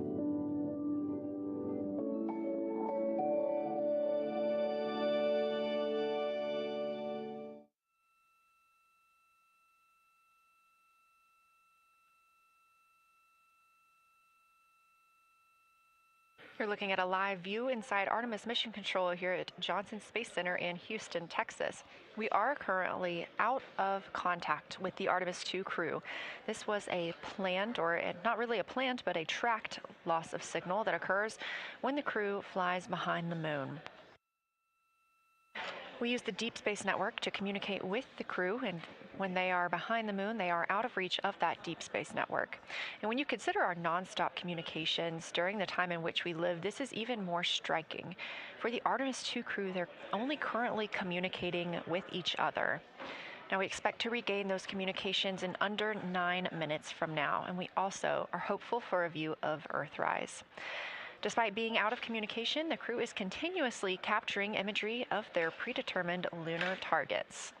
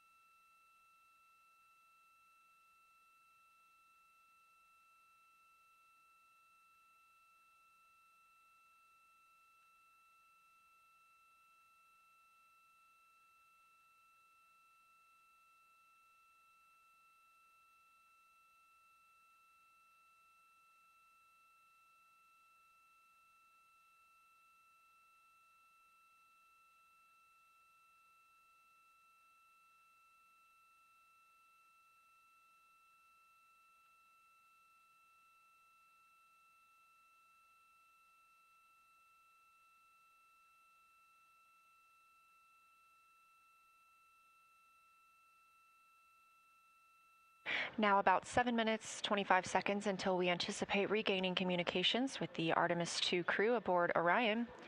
In the meantime, Artemis II Lunar Science Deputy Lead Marie Henderson is training trained these astronauts to capture and document their views of the lunar surface for all of us to enjoy back here on Earth. I cannot wait to hear their voices when they get to the far side of the moon and I can hear them talk about seeing the moon out their window. I try to imagine it now and I tear up thinking about it. Ooh, now I gotta hold on a second. We have human eyeballs connected to wonderfully smart brains our astronaut friends have. They are going to be able to observe the moon in multiple different ways. They can use their eyes, they'll look through their camera and snap pictures, and just looking out the window getting that human experience. But during Apollo, the astronauts were so much closer to the lunar surface. Our astronauts are going to be doing a flyby at a higher altitude, so they're going to be able to see the whole moon as a lunar disk on the lunar far side. That's a brand new, unique perspective that humans haven't been able to look at before. We are doing a lot of lunar geography training with them. They have study sessions and quizzes they can do that are assigned to them. You know, even if you're an astronaut, you still get homework. We actually get in the mock-up. In that enclosed physical space, we have to think through the hardware that they have, the cameras, the computers, their microphones to make these observations. There's 4 windows up front. Through one of those windows, one of our astronauts will be using a Nikon D5 camera with an 80 to 400 millimeter lens, so something that allows them to zoom in really far and actually take more detailed observations of the surface. It's almost like looking through a pair of binoculars as well. It's just like being a geologist out in the field. They're telling us what they're seeing, looking for colors, textures, different morphologies, and comparing the region that we're having them look at to the regions that are around them.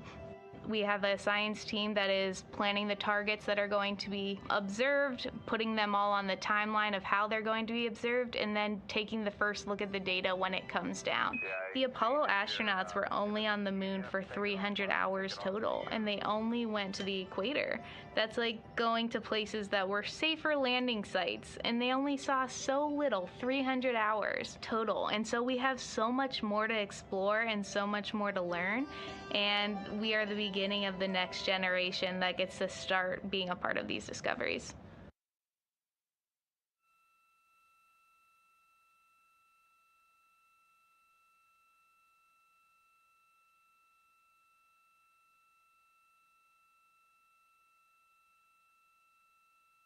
We are now 4 minutes and 28 seconds until we expect to regain communications with the astronauts flying aboard Orion on the Artemis II mission.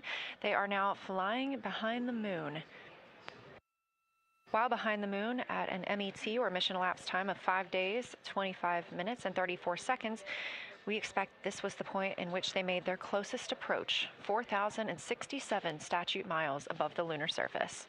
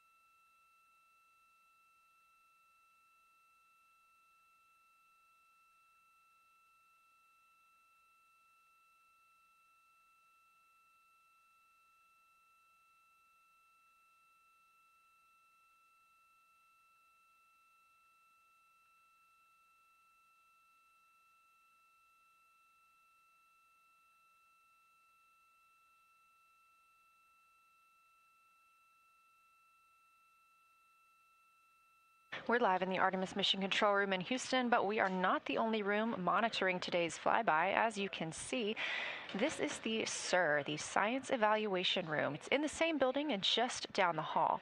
It's a multidisciplinary science team supporting the Artemis II crew in real time, including experts in lunar geology, impact cratering, volcanism, polar science, imaging, and visualization. You can see the SIR here. That's the Science Evaluation Room. It's embedded within Mission Control to provide science input during live operations like what we see today. But additionally, the Science Mission Operations Room is a back room that processes data, evaluates imagery, and supports rapid analysis. We also have our science officer, Kelsey Young, here on console today. She's serving as the primary interface between the science team and the flight controllers, ensuring science priorities are represented during mission execution.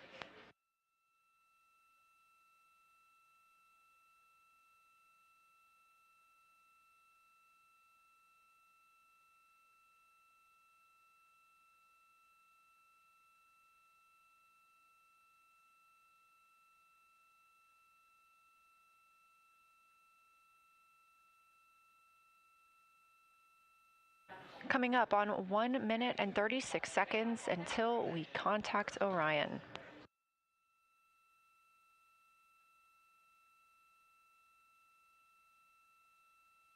Meanwhile, aboard the spacecraft, the crew has continued executing their lunar flyby tasks. As we discussed earlier today, these activities have been precisely timelined, and this is the fourth of 5 blocks of time during which the crew will be observing the moon from Orion's windows. At this time, pilot Victor Glover and mission specialist Christina Cook are observing the moon at windows 2 and 3.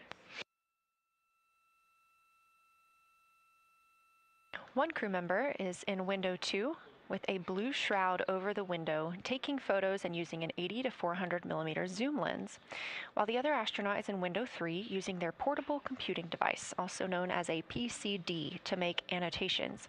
And both of those crew members are making audio recordings of what they are seeing. They are wearing headsets connected to their PCDs, and those audio recordings are being sent to the science team tonight. We are not hearing those live. However, we have been hearing quite a lot of great descriptions from the crew who have been serving as the support.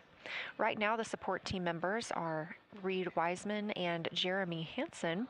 Those team members are providing science sit reps, situation reports, calling down a few times each hour to discuss what they're observing. And even though we're out of contact with them right now, they are still conducting those science sit reps as they'll be available once they come back around the moon. The situation reports include how the crew is positioned, any missed targets, or anything unexpected they saw. They're also including lunar target descriptions, any hardware issues, and their emotions and reactions.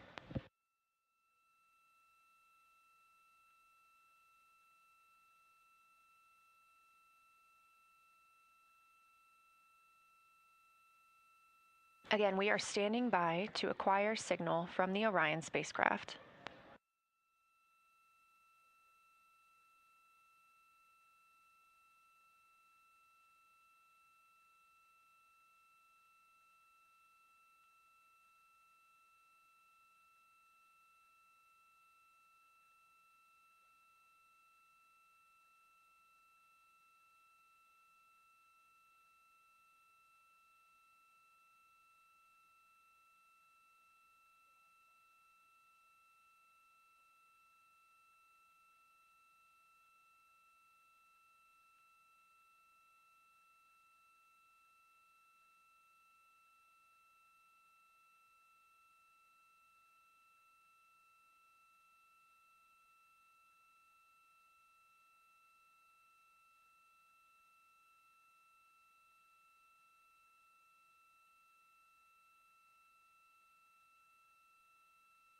We're in the Artemis Mission Control Room at Johnson Space Center, getting our preliminary contact with Orion, that acquisition of signal coming after a 40-minute loss of signal, during which the crew was flying behind the moon, out of contact with anyone on Earth.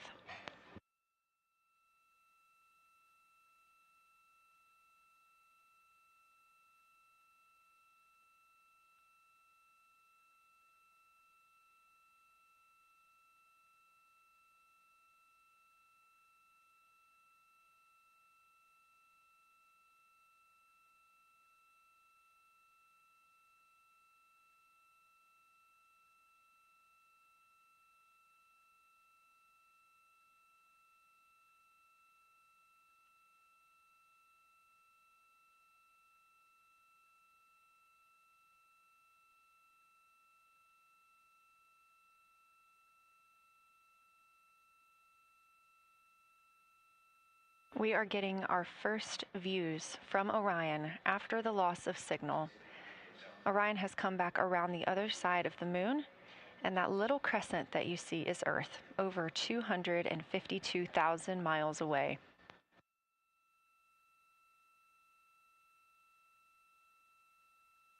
With this transit complete, lunar flyby continues, but Orion has also technically begun its journey home.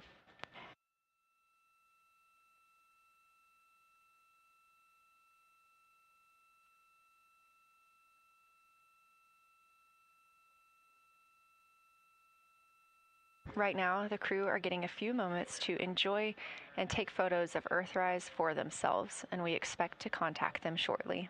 But we do have good signal coming from Orion.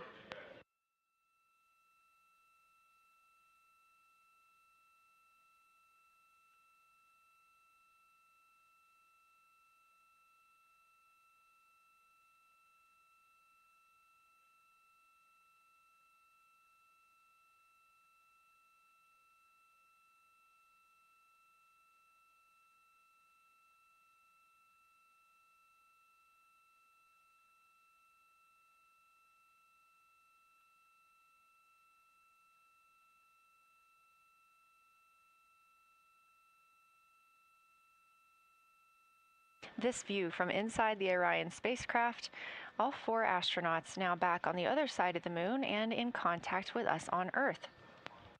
Their tasks for lunar flyby did not stop as they went behind the moon and out of contact with us.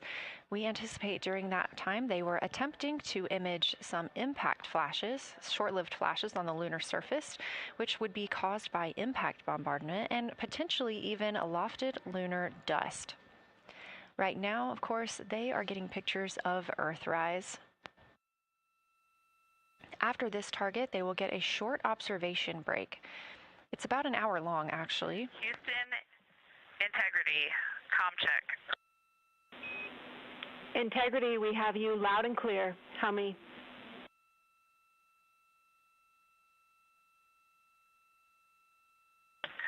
Houston, we have you the same, and it is so great to hear from Earth again. To Asia, Africa, and Oceania, we are looking back at you. We hear you can look up and see the moon right now. We see you too.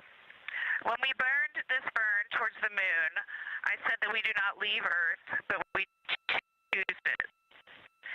And that is true. We will explore, we will build ships, we will visit again. We will construct science outposts, we will drive rovers, we will do radio astronomy, we will found companies, we will bolster industry, we will inspire. But ultimately, we will always choose Earth. We will always choose each other. Integrity from Earth, our single system, fragile and interconnected. We copy. Those of us that can are looking back.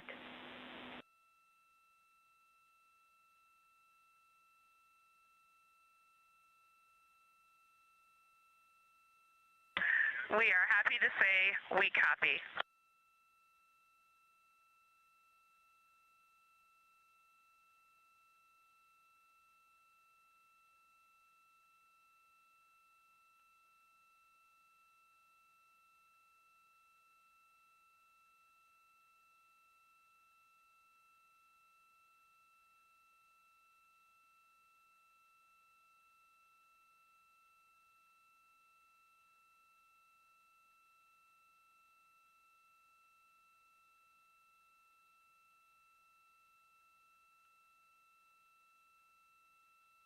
Those first communications back with the astronauts aboard Orion.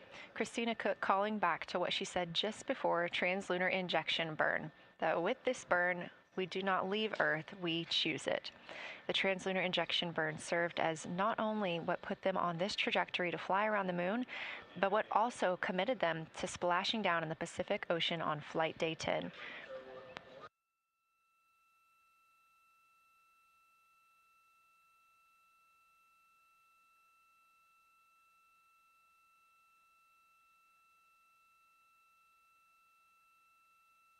At this time, the crew is entering an observation break. We expect this to last about an hour, And it's probably a welcomed break following their very, very busy day taking pictures, making annotations, making audio recordings, and communicating all of the wonderful things that they are seeing on the moon. This observation break is also partially due to the fact that we will be entering an eclipse later. This will be the first solar eclipse that humans have seen from the moon.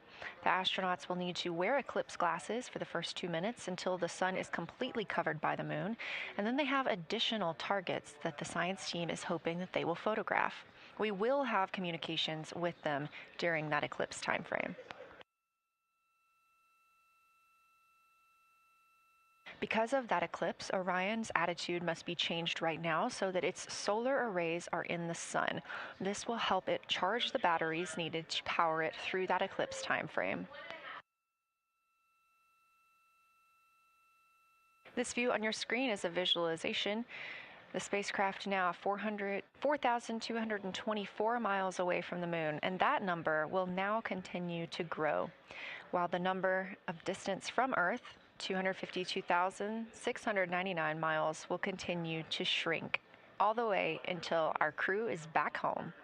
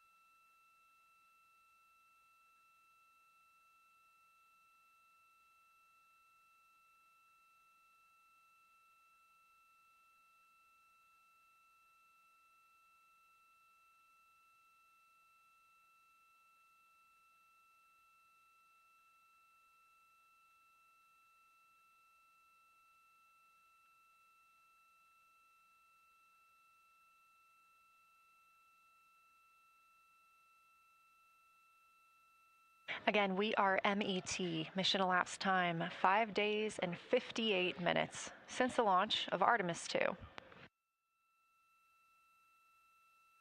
We have reestablished communications with the crew and the Orion spacecraft, now entering a little bit of a break while they are out of visibility, or the moon is out of their visibility. The spacecraft will be reoriented to view the moon ahead of an upcoming eclipse. This current attitude maneuver helps charge the solar arrays and batteries aboard Orion that will power them through the eclipse.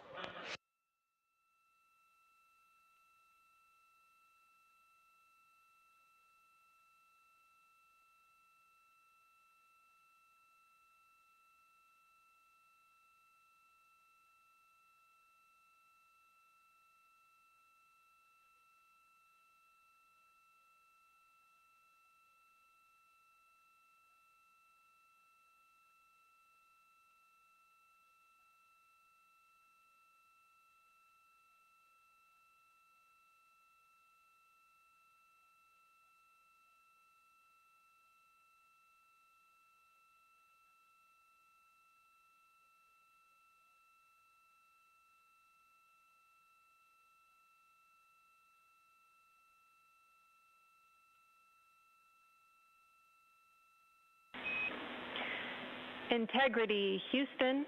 In mission control, all of your flight controllers and your flight director have flipped their Artemis II patches around.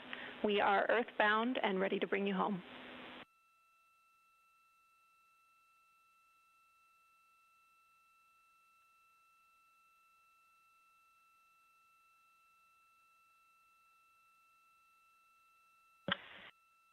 That's great.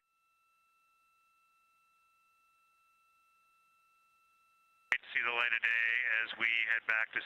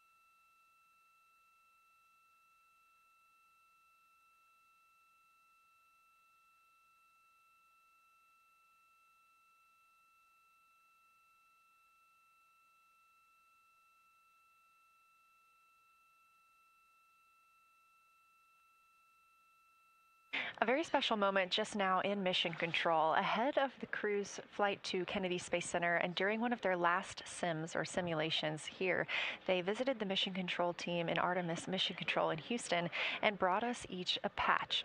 Everyone in the flight control room has had these on their signifiers at their console. On one side of the patch that you've probably seen is the moon with the Earth behind it. Now that we've passed behind the moon and we are returning home, the flight control team has instructed everyone in the room to switch their patch around so that the Earth is closer and the moon is behind us. We are really looking forward to seeing the Artemis II crew, and the Capcom Jenny Gibbons did call that update up to the crew that the flight control team here has turned their patches around as was instructed by the crew during that last sim, and we are counting down the days until they get home. They are now 5 days, 1 hour, and 3 minutes mission elapsed time into the Artemis II mission.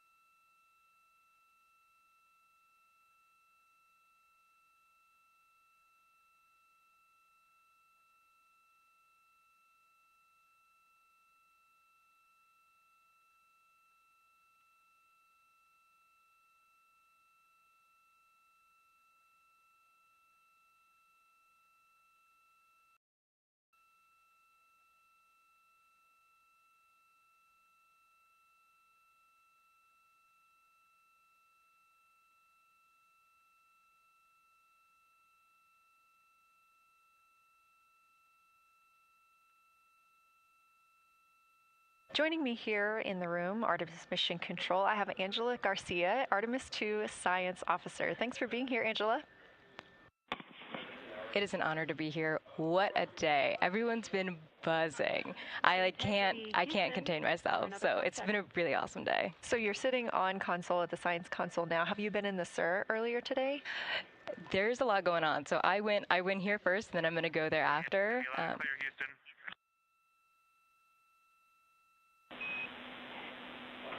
All right, Integrity, we hear you. That was a little clipped, but I think we have a better link now. We experienced some blockage from a solar array. We moved it, and we are in bias tail to sun.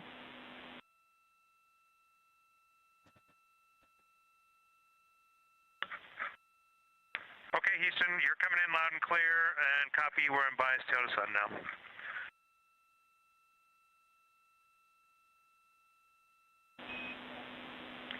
Affirm and Integrity, just so you know, we did not hear your response once we flipped our patches. Jeremy, we heard you call down, but you were clipped, and then we briefly lost comm. Glad we're back.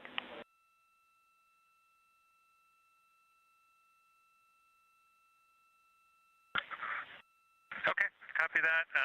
We were just excited that we got to share in that you, the MER, and Mission Control flipped your patches around, and that side of the patch is getting to see the light of day. Thanks for sharing that with us. Our pleasure.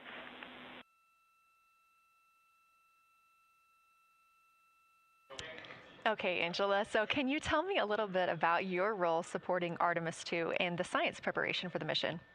Yes, so I'm one of the 3 science officers. So Kelsey's been on console all day. I'll take over kind of closer to the end of the day. And then Trevor Graff is on the planning shift. And so it's the 3 of us in this 24-hour cycle supporting the mission.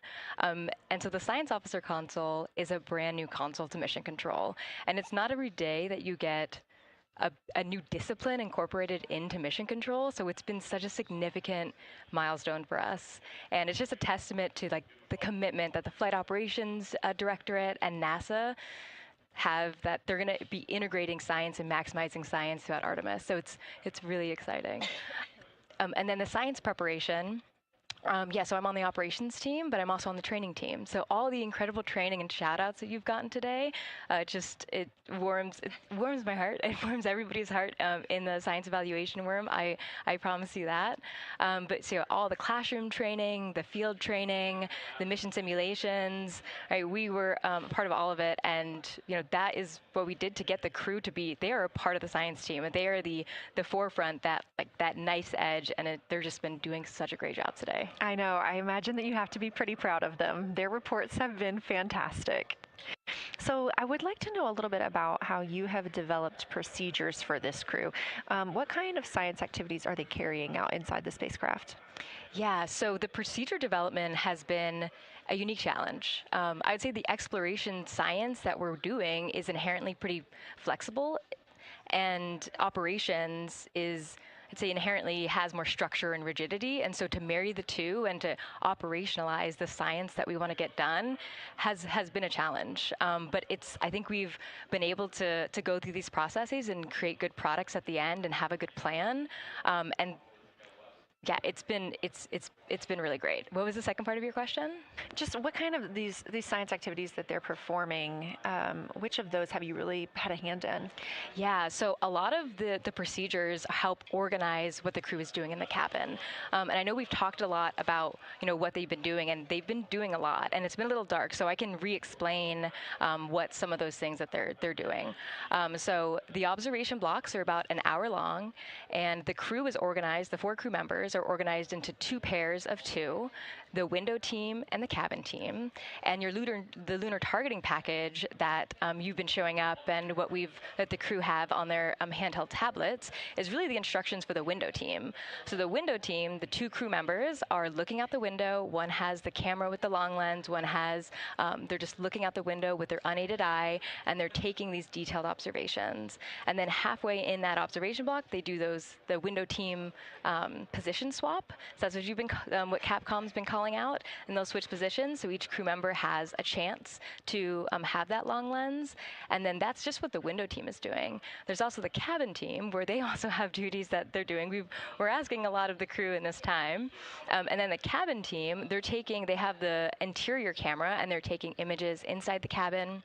They're also supporting the window team, where, you've heard some call-outs where looking out at the bright moon and then looking inside the dark cabin and looking at their LED screen is a lot. So the cabin team is also helping support, target, and guide the window team into specific targets on their plan. They're also helping call out these science situational reps. So they're looking out a different window and listening in to what the crew who are really down and in the science on the window team are doing, and they're giving us insight. And those recordings that the window team is doing are going to be uplinked or downlinked overnight, and we're going to be able to chew on that data. But yeah, they're helping. They're doing a lot. And so making sure we have a plan that's flexible, but also make sure that we check off all those boxes was really important. So tell me a little bit more. You talked earlier about the analogs that the crew has done. What kind of analogs or environments were really useful for this? Yeah, so for procedure development, right, you have so many different environments that you can do. You have classroom, like we said, you have the Orion mock-up, you have simulations, and at least for developing the plan, we kind of did it in a tiered approach, because each of those different analog environments helps us answer a slightly different question and has a little bit of a higher fidelity. So we would start with the classroom. So we would we would just get into a classroom, we would put all the hardware on the table, and then we'd almost role play of like, you be Victor, you be Reed, you be Jeremy, and I'll be Christina, and like, let's just do the plan how we think we should do it. write that down and then just keep iterating on that, and then Integrity Houston for a tag up pre-forward link LOS in place of the Flight Director Conference.